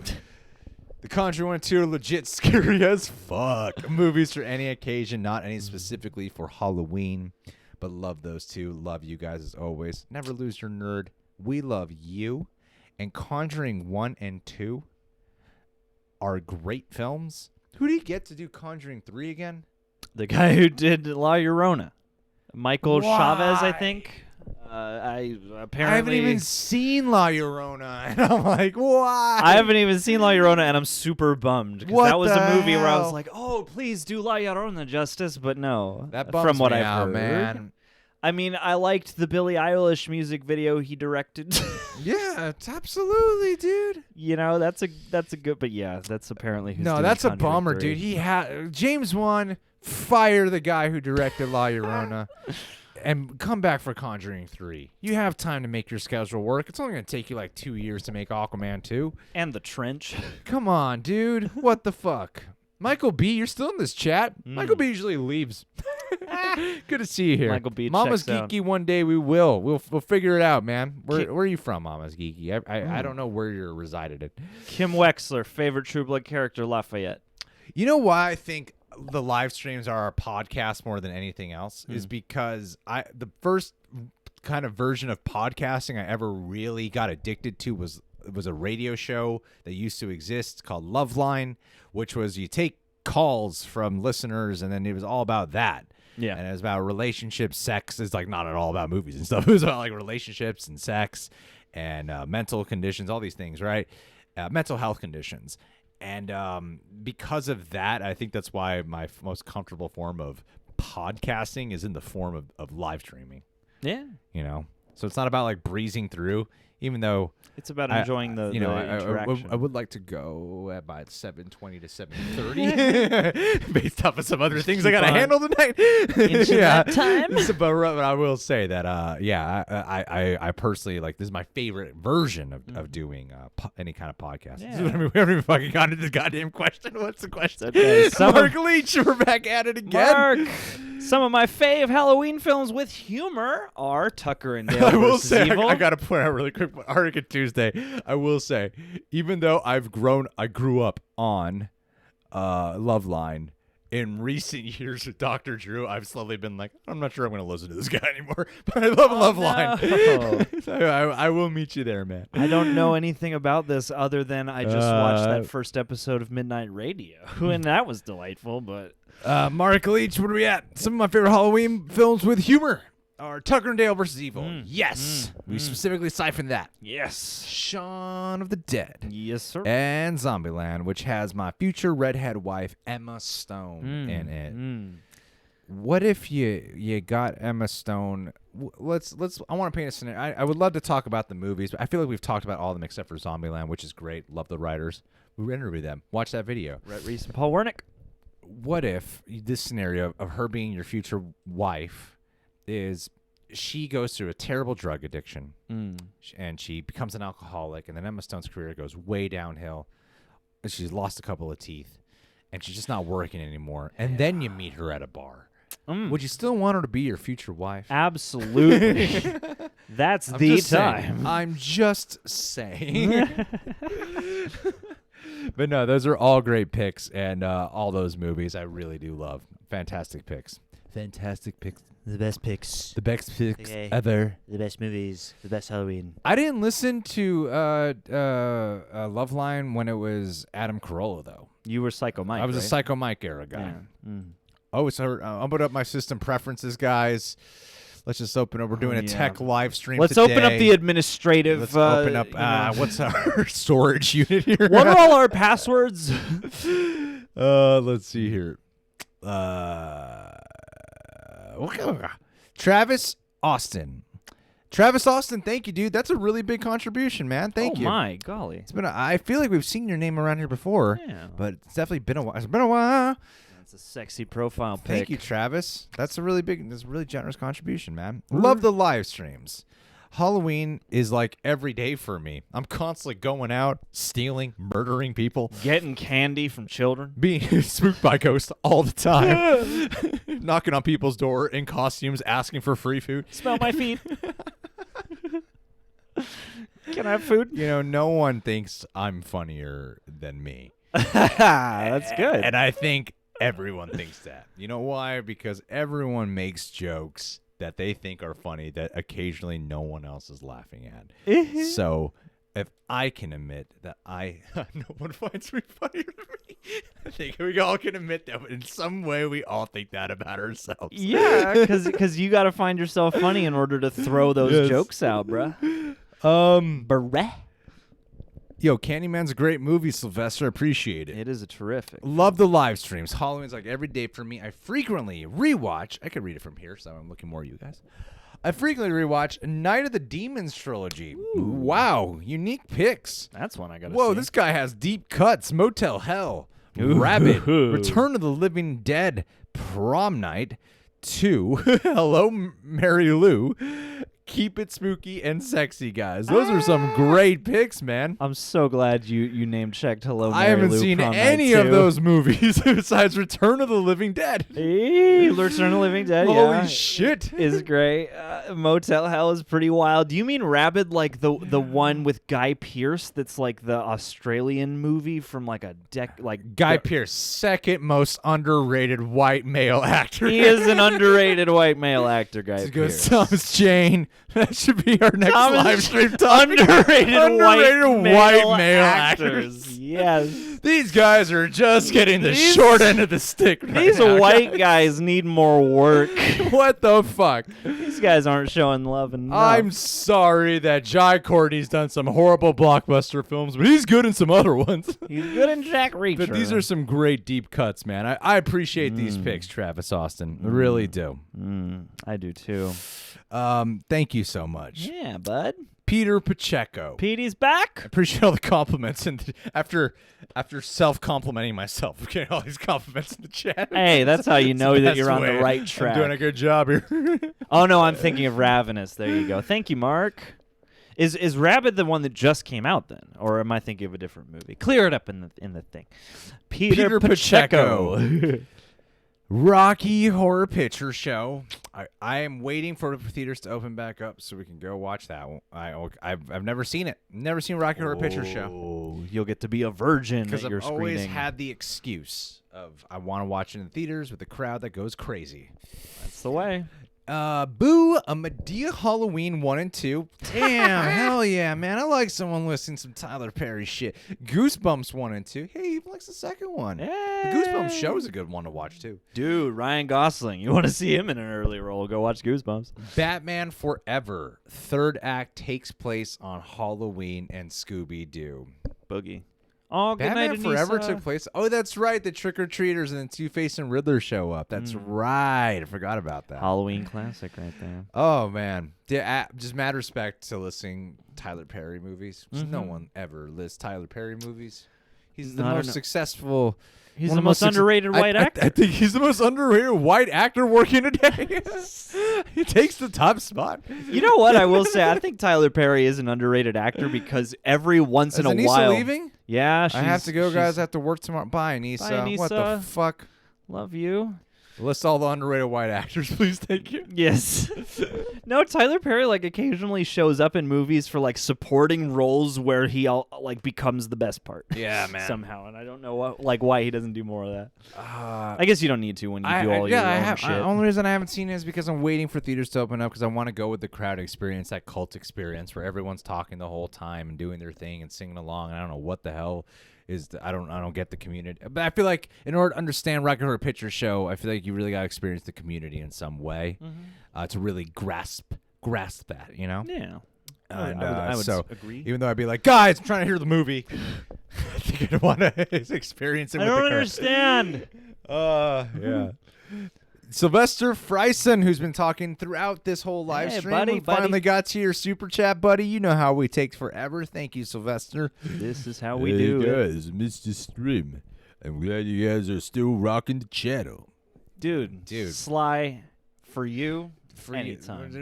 You're the main reason we have this channel. Mm-hmm. For you, Sly. You. We're like, this guy needs some entertainment in his life. If we lost all consecutive viewers right now and it was just you, Sly, we'd stay live for you, Sly. Yeah. In fact, if you're not the last person in this stream, I'm gonna be real mad. I will admit though, if that happened, we'd be very depressed. We would just be really sad, and we'd be asking you for advice the whole time, going, Sly, why we lose all the viewers? What Help happened? us out, Sly. Did we Help get to us get the viewers back. Do we read the submissions too slowly? What's going on? But thank you, Sly. Appreciate that, buddy. Anissa. I think y'all know it's Monster Squad. Of course, you would say Monster Squad. She brings up Monster Squad. The way Mike brings up Star Trek on Red Letter Media every week, I would say Anissa brings up Monster Squad. Yes. No matter what. Wolfman's got nards. Hey, TM, don't test it, TM. Don't test it. Don't test it, TM. Don't test it, TM. Test. Sylvester says I would still be here. Oh, thanks, buddy. Eric Horseman, buddy. Another underrated horror movie is effing amazing Splinter with the hot as hell Jill Wagner. Great call. I think I've seen footage of this. I've never seen the actual movie. This is like but it's an Eric Horseman film. You can pick up on Eric Horseman's taste buds by watching every live stream and seeing what he puts down. Yes. It's an Eric Horseman joint for sure. I really want a curated just list of Eric Horseman like approved films because like if you were the curator of some kind of film festival, I think it would be wild. Splinter though, I've only seen little parts on TV. It's like an indie horror movie, right? I don't know why what Eric Horseman listed here is reminding me of this underrated horror movie, but I got an underrated horror movie I'd like to throw you guys' way that also stars a woman. It is called, what is it called? Mimic. Guillermo del Toro's Mimic. Cool. Did anyone else see Mimic when they were younger? Or recently for the first time, because Mimic creeped me the fuck out. Have you seen Mimic? I haven't. Well, I'm gonna have to that's catch up the end with of it. this conversation then, isn't it, John? Mimic's going on my list. Oh, yeah, that's a great one. I think. It's been a long time. I don't remember the film. Might not be good anymore. Hey, I hope it holds up. Eric needs to send a you know what? I kind of might want to cover Bly Manor only for Eric. I mean, what if we just found a way to... There's got to be a way to make a tier where only Eric can pledge to it. And be like, only one who gets to watch his reactions hidden tier is Eric Horseman today. Well, I was sitting here thinking about it. I was like, if we could just pipe the footage in like through Streamlabs or something and just do it all in one big recording, like oh man, we should do a 12-hour Netflix. Yeah, that's a sure way to get that stream blocked too. Not for maybe just put up the time code. Very hard to keep the time code going. Too. Yes, it would. But we can make it work. We can figure something out someday. Michael B, here he is, buddy. We finally made it to your super chat. Thank you, Omni Media. Follow this guy. He kills it. Gerardo Species. Follow Great him. call, motherfucker. Great call. Yeah. Henstridge. Michael B is saying, what trope will What? Scream 5. Oh, what trope will 5 how'd you know? Well, I was like, he Damn, can't be how'd talking you about know? presidents. He's not talking presidents, so it has to be Scream. What trope will Scream 5 play with? Reboot quills? Somehow make everything after one, not canon, like Halloween and Terminator. What's the plan? I have no idea what Scream 5 will play with, but I was going to initially, my mind initially went to specifically reboots. But they did. What was Scream 4 playing on? Reboots in a lot of ways. Soft reboots? Soft reboots. They did a lot of commentary on torture porn for whatever reason. But yeah, like the reboot, I feel like was the whole idea because it's got to be like bigger and more blood and crazier and stuff. There's got to be something there that I feel like there's something to tap into that I don't know exactly what they would tap into, but horror has become a lot more popular and more respected of a genre too. So I think there's something for, especially after seeing what those guys did with Ready or Not.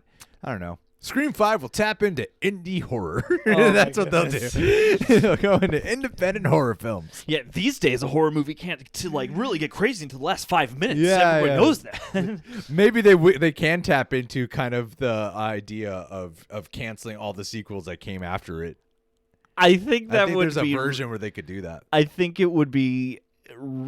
It could potentially be a very wacky thing to do, but I also feel like there would be something to do with that because it is the new thing. And especially they could cap into like how Nev Campbell's coming back and of the commentary of how, oh man, fucking like, oh yeah, we can't do this without bringing back the original, even though there's the person's storyline's done. I feel they'll have a very self-aware commentary in Scream 5. Or maybe they'll do some kind of commentary about how she has to come back as like the grizzled badass warrior woman or something like a Sarah Connor. But yeah, that might be it, Michael B. Thank you for the question, my buddy. Follow Omni Media. I mean it. Amazing. I watch his videos on my own time from time to time. They're just gonna make fun of binging. They're just gonna make fun of binge watching this movie. Mark Leach, Scream is my favorite also with The Thing, but Martyrs, Eden Lake, Pontypool. Pontypool. Pontypool. Eden Lake. Midsommar and Green Room. Eden Lake is one thing, and then I think Pontypool's another, and then Midsommar and Green Room. And dude, Pontypool is cool. That's a cool ass movie, and it's strange but very underrated. Go check it out. Stephen McHattie is amazing in it. I have not seen that. I've seen Green Room, which I would make an argument of, is it really a horror? And I'd say yeah. Yes. I'd say it's just right there to be an actual horror film. Because it has those elements of home invasion, capture, and torture. You know, it's like even though they don't live at the venue, it still feels like kind of a home invasion. We gotta like elude people in a domestic space. My favorite kind of questions in the live stream are when people like Pandemic Jones ask like customer service questions.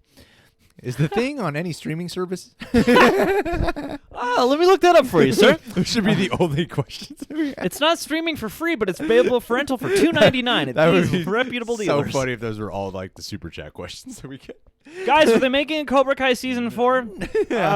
Yes. Xavier, welcome to the stream, buddy. Welcome. Just in time. We're kicking it off. But yeah, thanks for the picks there, Mark Leach. What's John? You have a bottle that is blocking the name. The Juicy Bandit. I just wanted to be able to say it myself. What's up, Juice? I love your pensive profile pic. Juicy Bandit. What a great name. The Juicy Bandit. Hey guys, big fan of the Juicy top or bottom channel. Juicy Bandit. That's when he unsubscribes. No, I'm not. I'm neither. How dare you? I'm a middle. Hey guys, big fan of the channel, especially the scary vid reactions. I'm a middle. Also loving this season of The Boys. Thank you. I'm very glad you're enjoying all those I things. appreciate you enjoying the scary vid reactions. I Yeah. feel like people have been losing interest in the scary vid reactions, though. Makes my heart sad to see that. I know, it's a bummer. Yeah. You know how I can tell? By the view count. It's the And I don't know damnedest what it is. thing. I'm not sure what it is, but don't know what- it's kind of an indicator that people have kind of been losing interest in it. Hey man, if you love them, spread the petition. Well, we used to only do them around Halloween time. Maybe that's the And key. this was the first year where we were kind of doing it every month. Yeah. And I feel like there's somewhere down the middle, it was like, no. So maybe we should just reserve them all for Halloween again. But then I was just noticing that in February that there were people who kept watching them, even though I was like, damn, these are kind of old videos. Remember, Get Out did really well in February, so it's something February, about February, and huh? October Yeah. that are the two spooky months. Let's see here. But Juicy Bandit, appreciate the contribution, and I hope you enjoy our reaction to The Boys. It's up tomorrow. Episode 7 tomorrow, because spoiler alert, we loved it. We really loved Good-ass it. episode. All three of us did. All Yes. three of us loved that episode. Yes. All right. On your Raj, what's up, buddy? What's up, buddy? My We favorite won't stop the scary vids. ever. There's a point we almost wanted to stop reviews. We're facial hair bros. We did it. John, do you have another ponytail? Yeah. I got several. Do you want a scrunchie or do you want a regular? Scrunchy. Okay, cool. Here you go. Let's all just take a moment to be silent here on the stream. Oh yeah. We should like really fuck with the audience one day. There should be a moment where we should just be like really in the middle of a conversation, then freeze frame, and have people think we just glitched. Yeah, just see how long we can keep that up for, and then have people in the chat being like, "No, I saw them move. Funny. They're not moving. No, I saw. It's just the extra frames." Can you answer Thermonuclear's question? Thermonuclear? Where? He keeps asking what we think of Chernobyl Diaries, and I haven't seen Chernobyl Diaries. Oh, thermonuclear. I liked the concept a lot. I've only seen like the first 15 minutes though, so I couldn't really give you an opinion. I was bummed to see it do so poorly. It seems like one of those concepts that is perhaps misguided and insensitive, but also radioactive monsters are a genre I like, so I'd be curious to watch it at some point. The same way I watched Apollo 18. I would be curious. Like, that movie is not great, but, you know, if you want an old 60s space found footage movie, it's decent for that. So I'll let you know if I ever check out Chernobyl Diaries.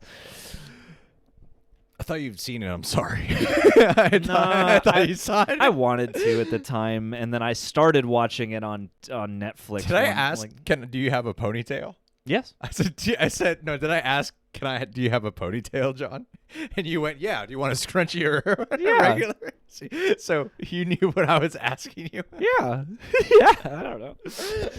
I mean, because I saw PJ quote me. Do you have a ponytail? You have a ponytail, and I was like, what? Did I say that? Yeah, because I don't know. It's one of those. It's ponytail and hair tie or elastic band or scrunchie or whatever. You know, they're synonymous. I know what you're looking for. Yeah, I would like to see all of the Chernobyl Diaries. That's right. Guys, subscribe to Mama's Geeky today. Mm-hmm. And tomorrow. And every day. And every day. Keep resubscribing. Confuse the hell out of her algorithm. You keep losing and gaining subscribers the same rapidly amount every day. It's weird. We're getting tons and tons of engagement, but we never grow. So let's see here. I think they were talking about the Chernobyl series, by the way. Oh, you mean just Chernobyl? Chernobyl is amazing, and I mean that is a nightmarish show in and of itself. So I mean, go watch that for sure. That's a great miniseries. 6 episodes. Niraj Krishnan. My favorite was an Indian movie made in the 70s, which translates to House Number 13. Great insight. John, you're the horror buff. Tell them about Niraj's Indian horror movie, House Number 13. Predict the plot. Go for it. Watch John's improv skills. Okay. Watch John's improv skills. Get it. This cannot tout this enough. His improv skills are amazing. John, go for it. You're gonna be ready to compliment John on his improv skills. What is House Number 13 about? Pitch it to us. Elevator pitch. House Number 13 is a terrific horror thriller about a real estate developer who's just about to sell his last house before retirement. And it's which house? It's the 13th house. But guess what? That's an unlucky number, and people don't want to buy it, so he has to get desperate in order to sell it. And that leads him down this pathway of depravity as he tortures people until they agree to live in the house. And also there's a love story backed by music, not very heavily related to the main plot. Now, what do you guys think? Because this might surprise you. John just made all that up. That's what improv is. Which is short for improvisation. I've never made anything up. That is not the actual plot. Nope. I've never heard of this, but I would like to. A 70s Indian movie would be cool. Chat. Katie! A 70s Indian movie that would be especially interesting to me because I've seen like a handful of Indian movies in my life, but I don't think ever one that old. So John's favorite horror franchise is The Human Centipede. Andrew, Mark Leach. I do like them. I loved scary film. Thank you again, Mark Leach, and thank you, Niraj. I loved scary films as a kid, like Witches, Tremors, and Jaws, Aliens, etc. I loved Coraline, even though I was older. What film freaked you out as a kid? You know what really freaked me out, which is ironic because I didn't actually see the movie till way after I saw this. I saw an Entertainment Weekly magazine that had one of the photos of the Exorcist girl, and for some reason it just haunted me for like 2 years, and I avoided the movie because it scared me that much. Oh. And then eventually I watched the movie, and I was like, that's not too bad. But when I was a kid, that image just freaked. Every time like I saw like a dark window, I'd imagine her face being there. Yeah. It really fucked with me. You mean like Little Reagan with the like icky slashes and stuff, or like the Pazuzu face? No, just her face, Yeah. just a regular human face, not the. Not Just even when Linda she's- Blair, it's much later in life. The beginning of the movie, it's the photo of Linda Blair. I'm like, oh, she didn't age well. Actually, I have no idea what Linda Blair looks like has today. aged quite gracefully. What does she look like now? She looks like Linda Blair. But yeah, that was yeah. I always see in the What freaked chat, you out as a kid, John? we got Jeffrey Dean Morgan as the most underrated white actor, and white actors being unacknowledged recuts. freaks me out. No, what freaked me out as a kid? It's not a movie, but the Eye of the Beholder episode of The Twilight Zone with the people with the pig faces really, really freaked me out. That's one of my earliest memories of like being too much. And then when The Mummy came out, funny enough, the scarab beetles that would go under your skin. It took me a long time to like be able to watch that actually, because like those scenes, and especially when the one dude loses his eyes and tongue, like that actually got me pretty freaked as a kid. So The Shining too, definitely. Shining especially scared me a lot. Watch it Shining. as a little kid. The woman in the bathtub was the thing that haunted me. That was the one that haunted me. Yeah. And actually, if my most honest answer was Anaconda. There's a reason why I am afraid a snake will be in my toilet one day and shoot up my butthole. That's where they go. That's where they go. It's a And real, before you know real it, they're fear in of there mine. because they're so greasy. I'm not even being sarcastic. That was an actual fear I had for many years. I don't know what I'm doing. The Craft and Jennifer's Body, both dope. Christina is pulling a translucent super chat on us. Get it? Because there's nothing here to talk about. Why isn't there anything here for us okay. to riff on Christina? We're giving her something to talk about because if you remember, Translucent's true superpower is reading body language. But appreciate the super chat, though, Christina. Yeah, appreciate you super showing some much. love. Hopefully your name pops back up here in our regular chat. I'm not worried about taking too Hey, much Kate time Luxor. on this one, so thank you for that. Thanks for being here, Kate. Hey, Brendan V! What's up, dude? Brendan V. Brendan V. Pickle Rick. Brendan V! Brendan V! How you doing, Brendan? I hope time has been helped you in healing. So, Damn butthole snakes.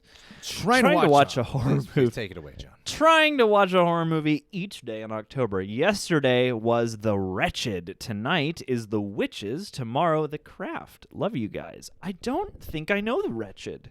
If you guys haven't seen our Witches reaction, please check it out. Haven't seen The Wretched and The Craft. I think I've seen. I know that Skeet Ulrich and Nev Campbell are in it, which is cool. Yeah. I know it deals with being kind of bullied, and then they find witchcraft, and then they start kind of bullying back. You know, the perils of power. This is good. This is good response to a super chat, isn't it? Isn't it like the best kind of response? I think I've seen this movie. It's about this, right? Let me just explain my vague knowledge of the plot to you. Yeah, it's good. It's good interaction, isn't it? Yeah. That's how you engage a crowd. You are aware of The Craft. I'll give you that. It's a good movie, though. It's worth. I think it's worth looking back at, especially for like '90s movies that hold up. Pickle Rick, thank you, Mama's Geeky. Yeah. Some ways this live stream is also Mama's Geeky's chat. This live stream is sponsored by Mama's Geeky. But Brendan V, thank you so much for that, Thank you, dude. That really means a yeah. lot.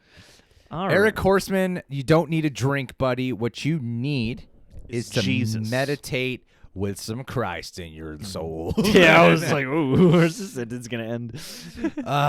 Ratchet is. I've been so hesitant to watch Ratchet for some reason. I can't find myself to just start it. Yeah, I'm in the Like, same. why boat. do I feel like I'm going to like this at first and hate this later? Because it's a just Ryan strikes me. Murphy Yeah. joint, and that's how it goes a lot It of the really time. strikes me as that.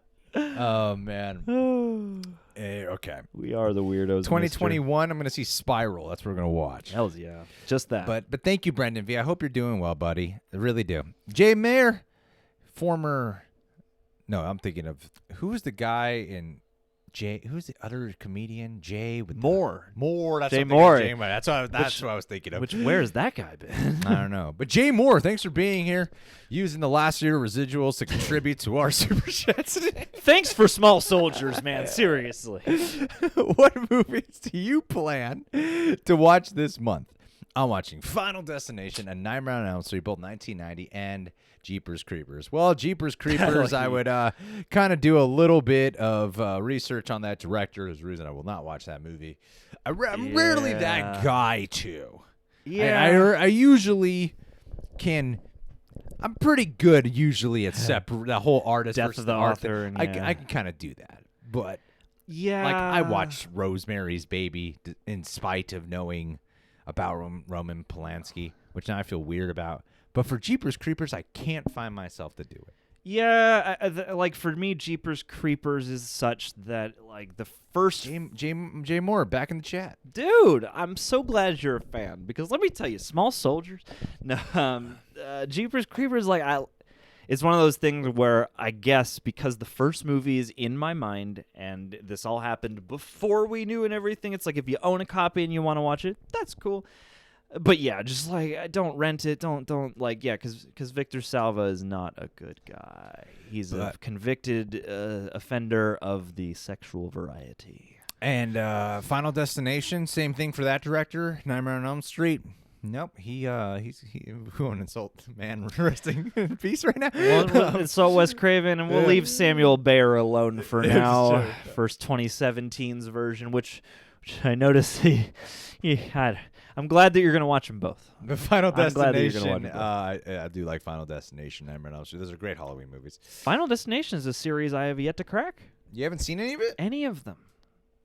You are not a real horror buff. I am a bad horror are fan. not a real horror I don't buff. like horror, guys. You're not a real horror buff. Clearly, I'm not a guy Yeah, who we've likes seen- horror. What movies do we plan to watch this month? Well, I feel like we've gone over all that throughout this live stream, so that's why we it's a rift on like- yours. Do I have any that I forget to mention over here? I mean, like Nosferatu, House on Haunted Hill, Haxan. There you go. Nice. Do yourself a favor. If you want to watch a crazy silent movie from before they had the code to keep everything appropriate, watch this Dutch movie called Haxan. It's like a whole crazy, it's like a history of witchcraft, but also a realization of those stories. And Yes. for the time it was released, it will kind of blow your mind a little bit. It's a great Halloween flick. I'm also gonna watch Borat 2. That's my most anticipated Definitely movie for to Halloween. put on today. Dress up in that COVID mask bikini of his. Yeah. By the way, I was joking about the Final Destination guy. I don't know anything. I don't even know who directed that. So I don't. Oh no, the Final Destination. Final Destination. I was just Final joking about Destination that. Yeah, I have no idea. I don't know. And watch the first Jeepers Creepers if you want to. As a movie without the context, I like it. But yeah, Victor Salva, just don't support him. Yeah, if you can yeah. avoid it because I haven't seen good people. I haven't seen. I don't know anything about the Final Destination guy. Katie Ann, how do we spell what? Whoa! Why do we suck? Oh do we man, suck? Mama's Geeky says we suck now. Oh, It's too bad. mama. Sucking's geeky though. It's too bad. The Pandemic Jones. All right, Pandemic Jones. I think murder documentaries are scary to watch. Yeah, murder documentary. I watched a lot on Ted Bundy and Jeffrey Dahmer. Netflix. Okay. Oh, you're the first person to mention this. I've been considering starting this up. This is what we'll react to. Murder documentaries. They would make good reactions though. Netflix came out with a new doc called American Murder: The Family Next Door. That is great. Yeah, we saw the we were watching like Hunter x Hunter, and then that ended, and then the Yeah. American Murder trailer came up The automatically. Netflix trailer it Yeah. automatically plays. And it does look very intriguing. I do want to watch that. Thanks for recommending that. But yeah, murder documentaries. The ones I was obsessed with were for Richard Kuklinski, the Iceman. Honestly, that Epstein one was kind of hard to get through, so we haven't continued it. Oh, have We just you haven't continued tried it? it? No. Oh, It was damn. a little bit hard to get them. Like this, I just don't feel. I feel weird. That seems like Yeah. it would make me. Honestly, I admire and I'm fascinated by the love and popularity of true crime, and I do think it's fascinating. But truth be told, like as a horror movie fan who could watch horror movies Yeah. all year long, that's the stuff I really have to pace myself with, because that's the stuff that really gets under my skin and makes me start to just like you look outside and you're just like, oh, anyone could be a terrible murderer. That shit that's freaked me out a lot, man. Human cruelty scares me the most. It really makes you know, like when Netflix first came out, there was this documentary series they had. This is like before Netflix became like this giant streaming service that influenced. Before there was even a thing called streaming service, the thing that like really influenced all this. The first thing we watched was Teeth. That's right. It's That was Starbucks. the first thing we watched was Teeth at a Starbucks. John and I got a shared account because we were like, how does this work? What is this? No one's using this. Whoa, And let's that's- each pay $7. That's why it took forever to load a damn movie on Netflix when it was brand new. And so we spent that time just hopping around to the Gorbits in that movie. Can you believe that? There's an era where people will grow up with Netflix being an established thing, and we were around for when Netflix streaming started. We were around when it was just DVDs mailed to your house. So we watched that. We watched that, and then I was watching serial killer couples. That shit was some of the most disturbing stories. Like it's a documentary murder series. That shit was incredible. Like what? Who are these? How is this woman out of jail? What is happening right now? Oh God, and those things about like how much time they don't spend behind bars, Yeah. like is that's enough to keep you up all night. Peter Pacheco. Trailer recuts in the stream, man. What's going on, Oh, buddy? thanks for being What's going here. on, Trailer recuts? How you doing? Peter Pacheco. Scary stories to tell in the dark. The witches, monsters, hellions. Scary stories to tell in the dark is I feel like that's really flown under the radar. That was a really we really liked that movie. Yeah, I thought And it did a nice. Anything about a sequel ever? Anything about sequels for that? I haven't either, and I feel like it did modestly all right. I mean, I feel like it did as well as Goosebumps. Yeah. You know, and Goosebumps got a sequel, and that movie had a lot of CG in it. And Yeah. it had the Sony animation team behind it partially, so I don't know. But I frankly would love to see a Scary Stories 2 more than the already existing Goosebumps 2. So. I feel like The Witches got very lucky that the HBO Max streaming service exists because if it came out in the theaters, I think it would flop. I really do. Yeah, actually. It's the kind of movie that I think would flop, but to have The Witches on HBO Max, people will at least like, let me try it out, you know. And like, let's put it on for Halloween, weekend or Yes, something. Yeah. exactly. And I mean, I do sincerely hope in that movie's favor that they can make something pretty great because just like family horror is something that I think is valuable and underserved. So Yeah, man. you know. All right, guys. So we're gonna start wrapping up this live stream, which means we're gonna be on here for a little while. Which means we're gonna refresh everything. We're one gonna more refresh time. everything, and we're gonna. But please, thank you to everyone who's been like contributing to. Where it's always like overwhelming, like we all and before every live stream, like the little behind the scenes we'll let you in on right here. Before every live stream, we always say like, hey, it was usually shorter than this, but I say. It doesn't matter if like we don't get any like super chats or whatever. Let's just entertain these guys and just have a good time. It's literally the mantra before every live stream, and then so it's always very flattering and overwhelming whenever we get this many that makes us go, oh man, we want to wrap by 7:25. We're a little bit behind now. It's overwhelming to that extent. At the same time, though, we're incredibly grateful for it. So to everyone who's contributed so far, really thank you. We're going to ask that no more for tonight because we're going to wrap up the last that have already been submitted because we're already behind on that. So we're going to read through some more right now. That doesn't mean we're ending right now. We're not ending. The live stream's not done. Yeah, I want to make that clear. Some people think we're like leaving.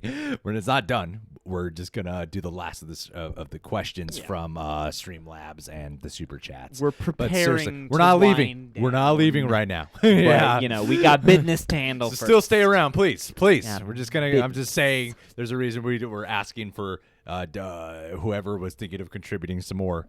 Please don't, because we're gonna wrap this up. Good night, Sylvester. Good night, Sylvester. Good night to everyone else who's leaving right now. But see, all these people are saying, "But I don't want them to think we're, Don't worry. you know what I mean." I feel like I miscommunicated that.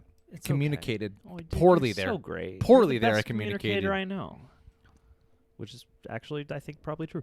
I'm surprised this is the first time I'm being asked this question. Hitman Hudson. I'm really surprised. Right after I said that, Niraj. Instant pledge rates and instant super chat, Niraj. Oh. But he had to explain it. I get it. I don't want to jump ahead to Super Chats, but now I really want to see that movie. Anyway. Hitman Hunt. I'm surprised this is the first time he's asking this. I have returned. Cast a biopic about the real rejects, please. Also, how does Greg know? Justin Russo? Wizard, Justin Russo. Justin Russo? David Henry. Well, the real rejects. Who would play us? Well, obviously, we would be played by the two greatest underrated white actors, Thomas Jane and Guy Pearce. Guy Pearce, yeah. And then, Olivia will be played by Jeffrey Dean Morgan, other underrated white guy actor. And we got it covered. Perfect. We'll recast all of the characters, regardless of race and gender, with underrated white guy actors. Those are the picks, undoubtedly. They earned it after today. I just think that it's about time we go back to whitewashing. All right? Mm-hmm. That's what I'm saying. Yeah, we've tried this let's diversity start thing. with me. Let's Know, wipe me up. Parasite won the Oscar, and everybody who's not white won the Emmys. So now we're done with diversity. We did it. And we both know David. Well, we met David at the same time, 8th grade, and John was actually close with David initially. Yes, before you stole him I from stepped me. in. I said, "Let me take David, please." And then David, but no, yeah, like David and I remained close for several years after that, and like we were always, I've been watching Boy Meets World with Olivia, which is so good. So good. This is my first time watching Boy Meets World. Okay.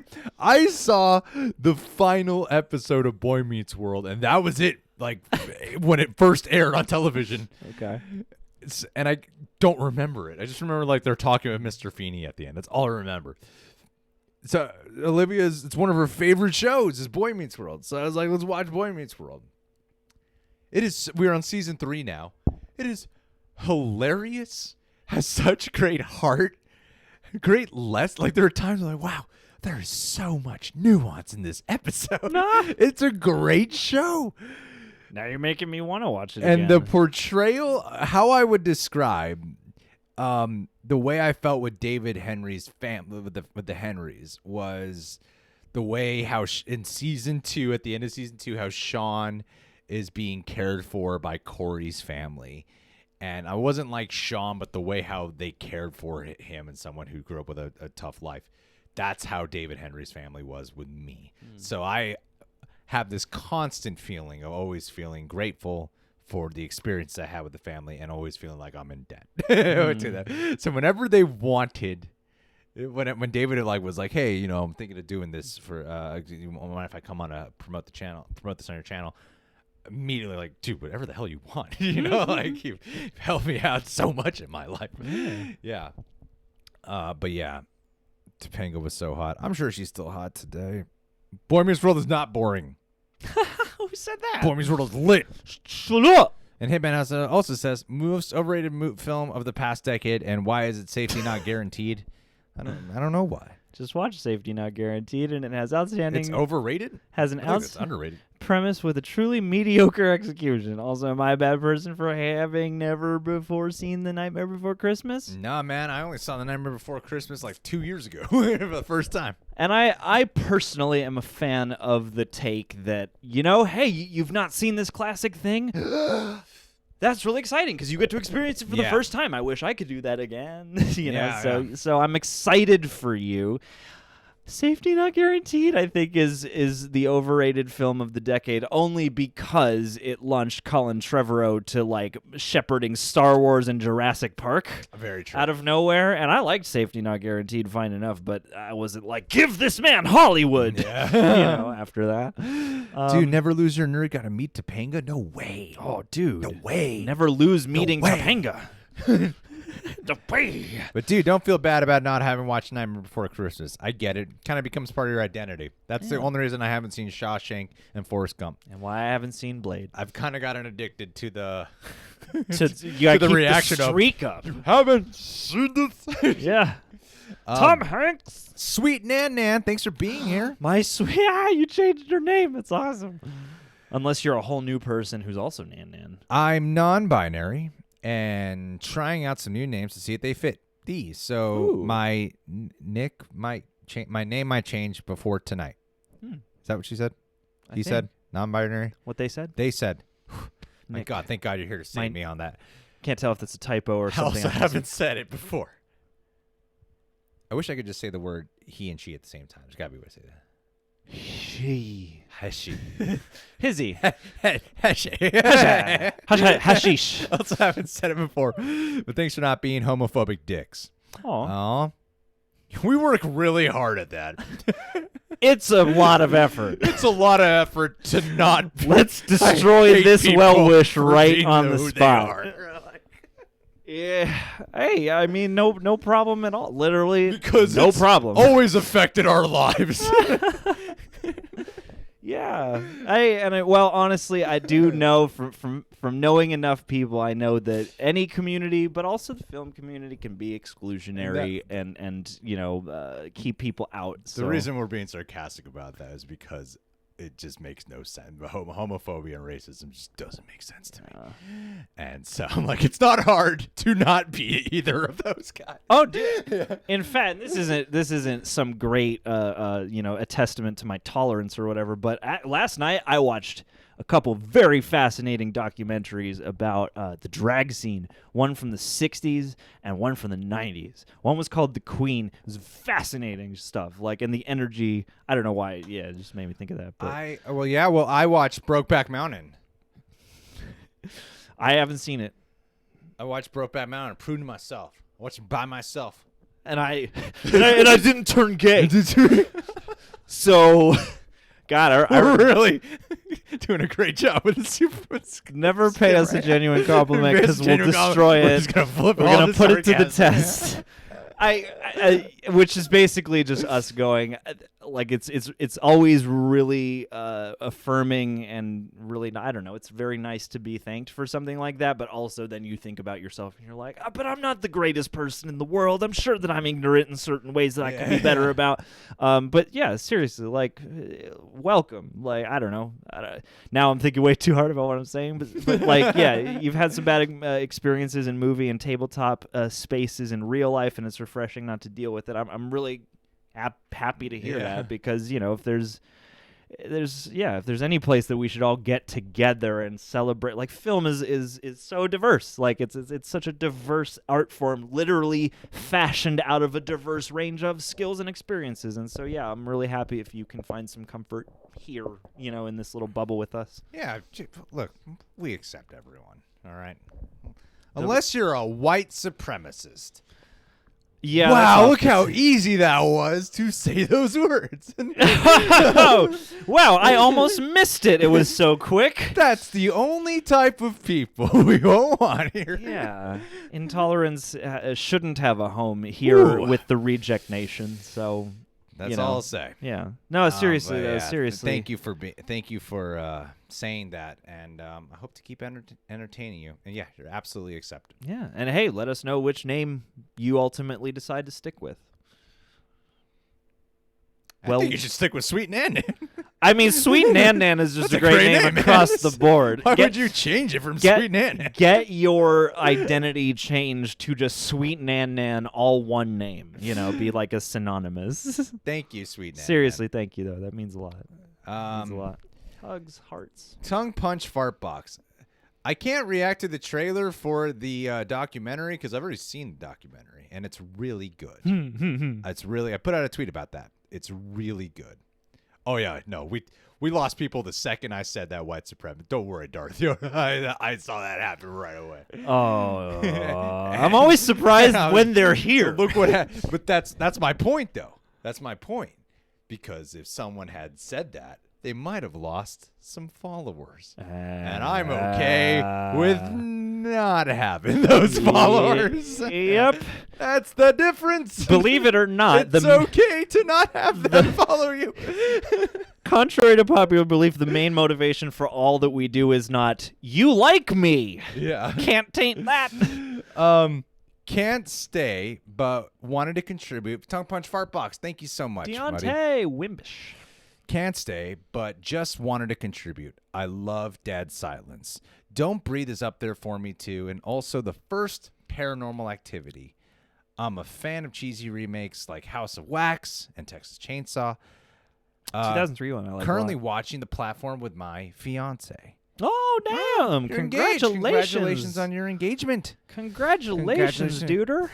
Dead Silence is a film that John and I do personally find to be pretty underrated. Yeah. Don't Breathe. Underrated Great stuff. by the director and writers themselves. Are they really gonna make a Don't Breathe sequel? I heard they're working on that. He's been talking about it for a while. I mean, I don't want to see that. I only want to see it. It's a perfect one-off. It is a perfect. Yeah, that's the problem. Is I'm like, I just want Fede Alvarez to make another horror movie that's not like a Spider's Web, franchise installment or whatever. Yeah. So I'll take it, but also I'd rather he just, I don't know, do something fresh. I remember I saw we Fede Alvarez retweeted our trailer reaction, tweeted out our trailer reaction. Yeah, and then we went to we met him at I think it was just an actual movie screening he was at. or something. Yeah. It wasn't like a press screening. It was an actual screening for we paid to go see the movie at, and then he happened to be there. And he recognized us. I think, it must have been for it was a great feeling. The opening of some big horror flick, but that was one of those like that and the Logan Marshall Green story. Two of those moments where it's like, oh my god, like this guy actually knows. These are great picks. Thanks, you Tongue Punch Fart Box, and congrats again on your engagement. Yeah. Will she take on your name? Or will you do a hyphenate? Yeah. and piss off people who whose opinion you shouldn't take into account. I love seeing so much Dead Silence love, because that literally is the film that both James Wan and Lee Whannell are like, I don't really think we did a good job. I don't think we got it right. And I'm like, guys, I think it's great. Fun fact, that movie was supposed to be PG-13, and it's one of the rare cases where the studio was like, can you make this gorier? Really? Yeah. Oh, good call. Mm-hmm. I love when a studio knows when R rating is a good fit. Yep. Yeah. Woo! Alex Wolf, Dead Silence for the win. All right, let's refresh this. Johnny, help me out here.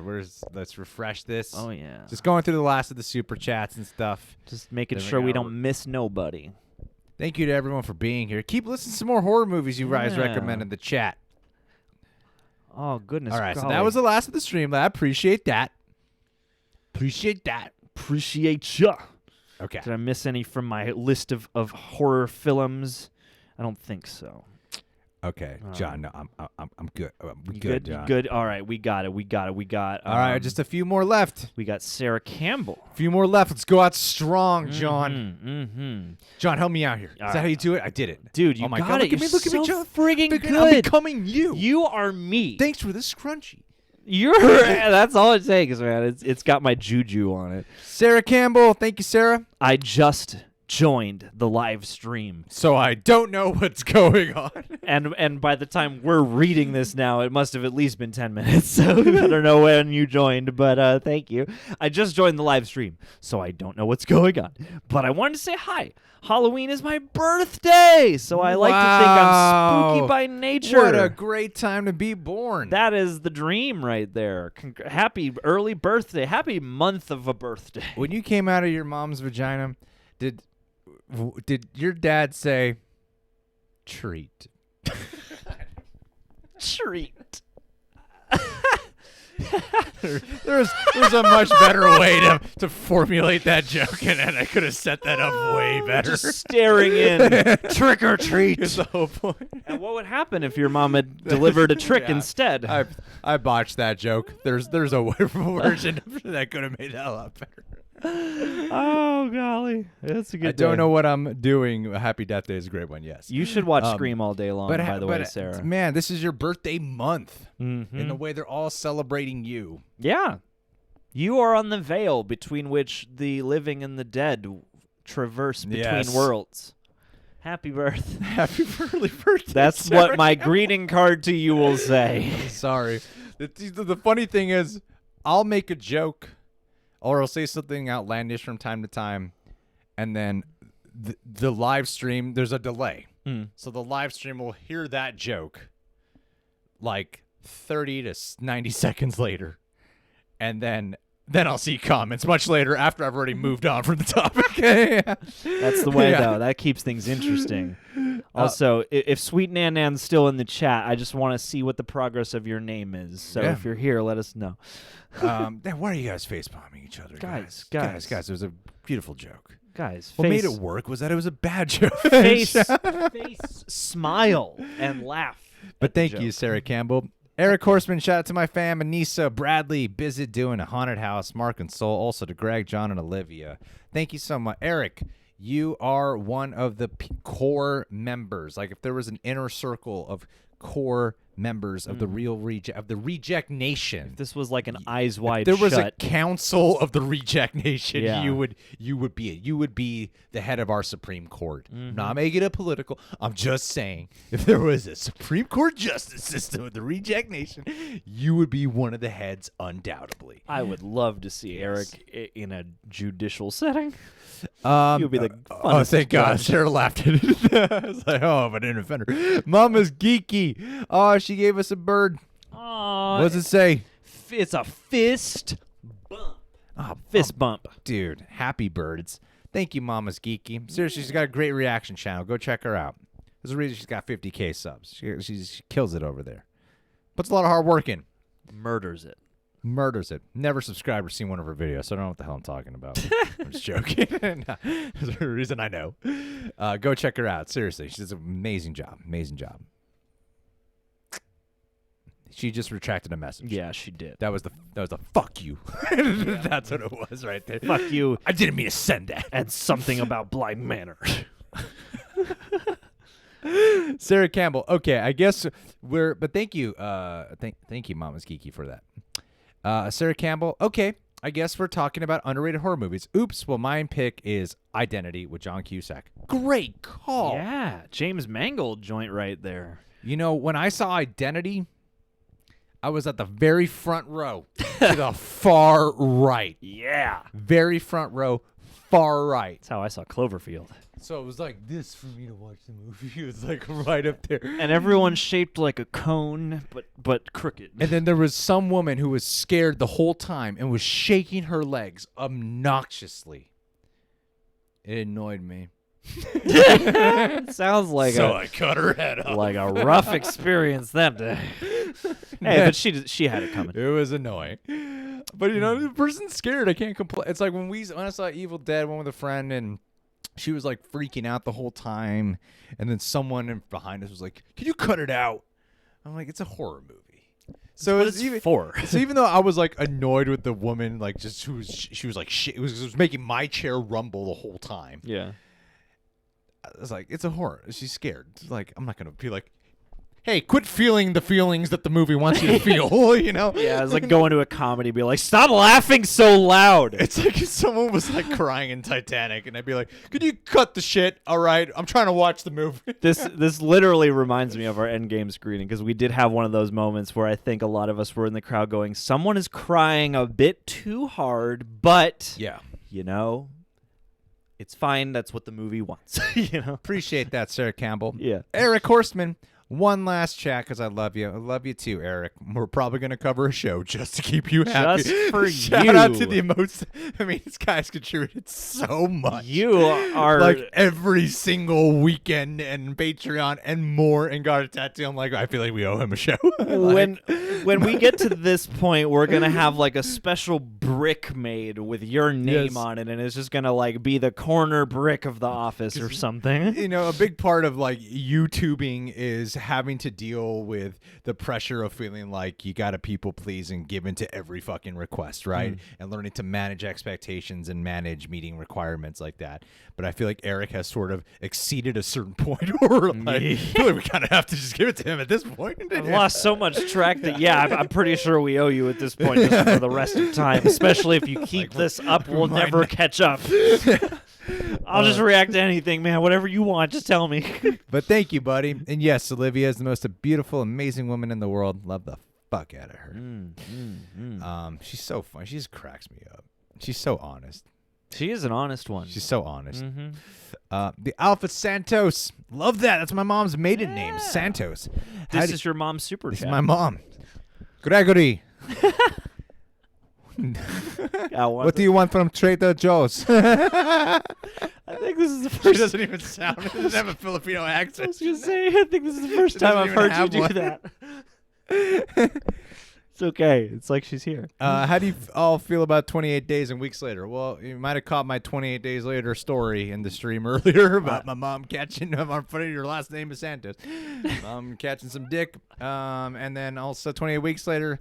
I thought it was all right. You know, a lot of people really love 28 Weeks Later. For me, I've never cared to revisit it. But 28 Days Later, I think, is an awesome film, landmark. But 28 Weeks Later, yeah, I was like, all right, man. 28 Days Later is a definite horror favorite of mine. 28 Weeks. I guess I'll have to see this month. I just wanted them to keep the franchise going so we could get to like 28,000 years later. Yeah, part 5 or 6 is going to be a whole other. It's like, well, I'm running out of 28s to do. We're at 28,000 now. And then pretty soon you run out of units of measurement, so it's 28 trillion tetragons later, and the movie is just a spattering of colors and sounds. Nothing's intelligible. Only reason I wanted to keep that franchise going was for the title game. It's just a camera shooting a microscope at that point. We've made it close to the end. The last 3. Niraj Krishnan, who explains, as John did a great improv session trying to explain House Number 13. So let's see how right I was. What was your basic plot about? Oh, it's about this realtor who's about to sell his last house, and it's the 13th one that he built, but no one wants to buy it because that's unlucky. So then he has to like strong arm and torture people until he finds someone to take the house. So let's see what Niraj said. Yeah. House Number 13 is a horror comedy about an Indian movie crew stuck in a haunted house in England, and there is a language barrier between the ghosts and the crew. That sounds like a great idea. I want to see that. Yeah, That sounds like a that sounds great awesome. movie. I love that idea. Like you can see it. You're like You right can- when you write that down, you can see it. You can And that's a perfectly great imagine. elevator pitch too. That you can see it. Yeah, I can feel the comedy already. It's immediately they're like, oh, kind of like a What We Do in the Shadows meets Christopher Guest, something like for your consideration. Yep, I'm writing it down literally on paper. That's a great one. Niraj. Way to sell, buddy. You got interesting taste, my dude, and also thanks for the music that you send as well. Never lose your. Thank you, Niraj. Never lose your nerd. Do y'all like The Descent? I love that movie. Yeah, we do. Yeah, it's a great movie. We do never lose your It's nerd. a terrific movie. Yeah, we do, buddy. think Yeah, it's real that's a good. good yes or no answer. Real good. It's good. It's good. You know, the first 40 minutes, you're like, is this even a horror movie? They're just cave diving. It's like an actual movie. Yeah, Look, yeah. shit. I feel like there's not even There's any character scary development. And I suddenly care about these scary women. shit starts Oh my happening. God, There's like what? strong women before being strong What? women was a really thing you What? want to try to big spotlight on. Yeah, That's the review. But yeah, we do. Neil Marshall. Ramiro Sanchez, The Others. That is a definite favorite of mine, yeah. Fantastic plot twist. Did you know?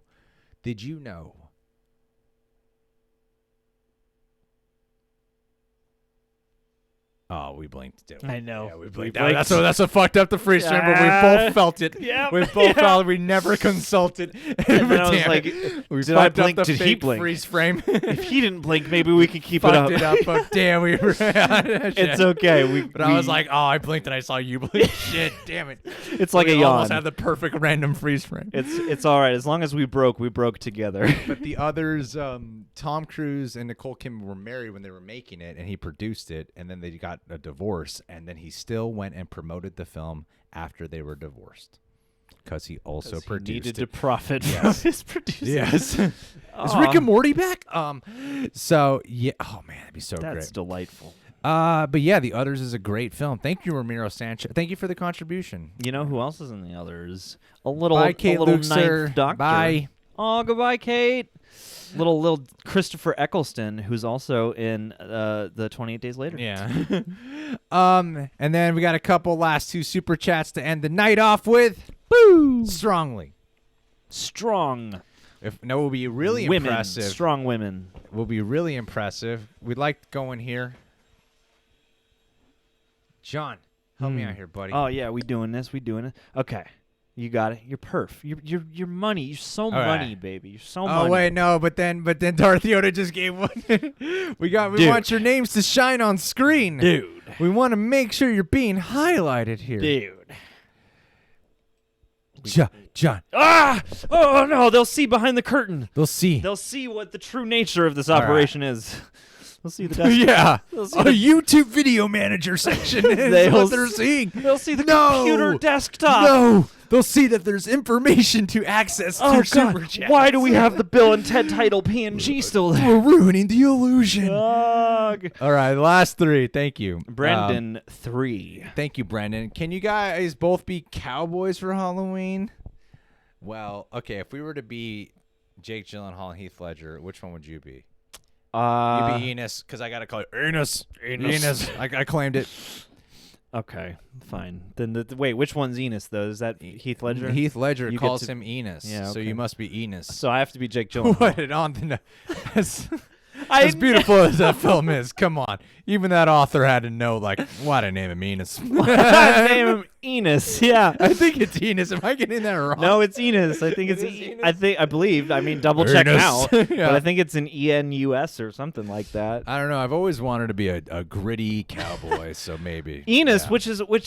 which you know has the obvious rhyme, but also you switch one letter and you also have an anus. So there you go. Yeah, that's why. Oh, you didn't think penis? Oh yeah, I was thinking anus. It sounds like anus. It sounds like anus, but also it's just It's also penis. Enos is penis. Shit. I didn't even think about penis. Well, now you are. Now we Damn. all are. Shit. Fuck. Oh man. Anyhow, and you're not just saying that maybe because one day we will be cowboys for all. it's only for your cowboy fetish. We have those Anus. Kingsmen. But hats. okay, it's pronounced anus, but fucking so it Anus. is more like penis, or it's more like how Greg pronounced It's penis. penis. But it's more like penis. But Very happy. doesn't Heath Ledger with his accent in that go anus? Yeah. That's how he says it. Yeah. Anus. That's Yo, what I mean. because he's Hi, Julius. because Julius. from the scenes I've seen, he has he seems to swallow and have a lot of very guttural, like a lot of his dialogue is spoken kind of towards the back of his throat. He's kind of like kind There of are mumbling. compilations with Jensen and Jared and Stephen Amell. Oh, that sounds like a great time, honestly. Deontay. Okay, I'm back. The platform is pretty good. What more horror movies do you think you could just survive? Thank you, Deontay. What horror movies do you think you could survive? All the ones where the character lives at the end I could definitely survive Nightmare on Elm Street. by just not sleeping, by just Yeah. editing a lot. I would just be like, fuck, I'm committing suicide. I'm gonna kill I'm just gonna fucking end it right now. I gotta sleep eventually. I mean, I win. You don't get me. does it count? Like, could I say The Ring because I know I can just copy the tape? Wait, yeah. Which one's who plays Enos? Enos. Which one is Tango and which one is Cash? I gotta get to Enos. Enos broke. Just search Brokeback. Yeah. Brokeback. Broke. I'm totally spelling this wrong, guys. It's okay. Brokeback. Jake Gyllenhaal is the character. Enos Brokeback. Ennis Del Mar. Enos Del Mar. Okay. But he says it a certain Anus. way. All right, yeah. Yeah. But yeah, that's how I would play my Nightmare on Elm Street world. John, any living one is what you said. What horror movie could I make it through? Let's see. Happy Death Day. Hey, it's a good call. Thanks. It's a great call, man. That's a great call. Thanks. Smart move. Smart maneuver, dude. That was a out of thin air moment. I was And just then- like, that would be fun. Ryan Beatty. Rosie Beatty. Sorry. Ah, slip My up. fart. It's okay. You know what's funny? It said Darth Yoda 066. Mhm. And then I was like, I was thinking Rosie Beatty, right? Mhm. Don't do the what's that called when you like when the name calling what's the term? I'm forgetting the term. I don't know what it is for somebody's chosen name, but you mean like the equivalent of like misgendering somebody or something like that? Or Yeah, I forget it. It was- misname. whatever, it doesn't matter. All right, sorry. Rosie Beatty. Yeah, because I was like, oh yeah, it's been a while since we've seen a super chat from Rosie, Darth Yoda, and then I was like, oh, Rosie, and then for some reason my subconscious went back to. What's the term for that? I want to make sure I'm getting the terminology right out of respect. I'm not 100% sure. I mean, this is I'll message you personally, Rosie. This is the first time in a while that I've just seen Darth Yoda, because usually it's all in a Yeah. tandem. Usually it's one big long kind of like readout on Patreon. This is how you this is how you recover, right? This is how you recover from fucking pointing that it up. out. This is how you recover. Hey man, everybody slips, and it's how you get back up that counts. She gets me. Dead naming. That's what it is. Greg and John, you Dead guys naming, make there this you channel go. a safe place for those who are LGBTQ Aw. plus people who couldn't, even though I fucked that up. Thanks for being awesome.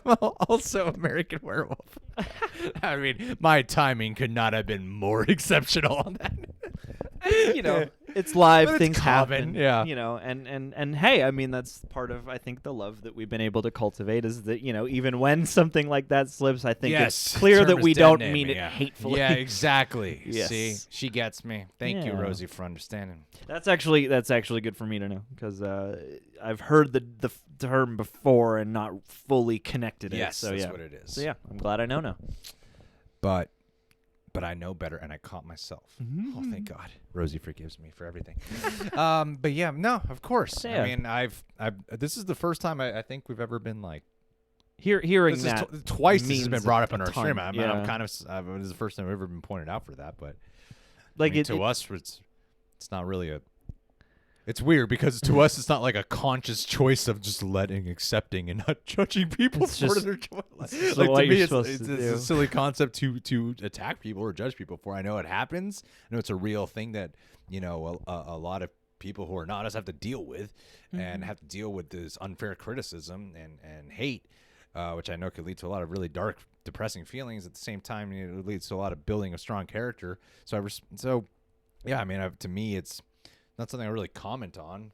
Because I'm also like, well, I just have never felt like I have to work to accept someone, well, yeah, and I don't know. I mean, I feel, I guess, But I get it because we have friends who are transgender, we have friends who are homosexual. So We've yeah, had I friends get from all walks over the years, and I don't know. I mean, the older I get, and I've felt this way for a long time, but truly and honestly, and I feel, I guess, a little bit like oh, okay, buddy, like in saying this, but like, I don't know. One of the things in life that makes me feel good is seeing people of all different stripes thrive and get to express and share stories and stuff like that. And I feel like especially what we congregate around here, like movies and popular media and stuff like that, those things are, or should be, for everyone to take in and interact with and enjoy. And so yeah, it just feels like a natural part of how things are supposed to be. Exactly. And yeah, You it's said like that really well, John. there's so many kinds of people, and I feel like that's what makes life special. So I'm glad that you guys feel that way, and thank you all Yeah. for being here, because that means a lot just as like a human to hear that. But seriously, even though we're wrapping up in a minute, next week, underrated white male actors is the topic. Underrated for straight white male actors. Straight. I don't want any confusion. Let's just do the cis white male underrated actors. Only with beards. Got to ease the complimentary sincerity tension here. Yeah, you can't do sincere.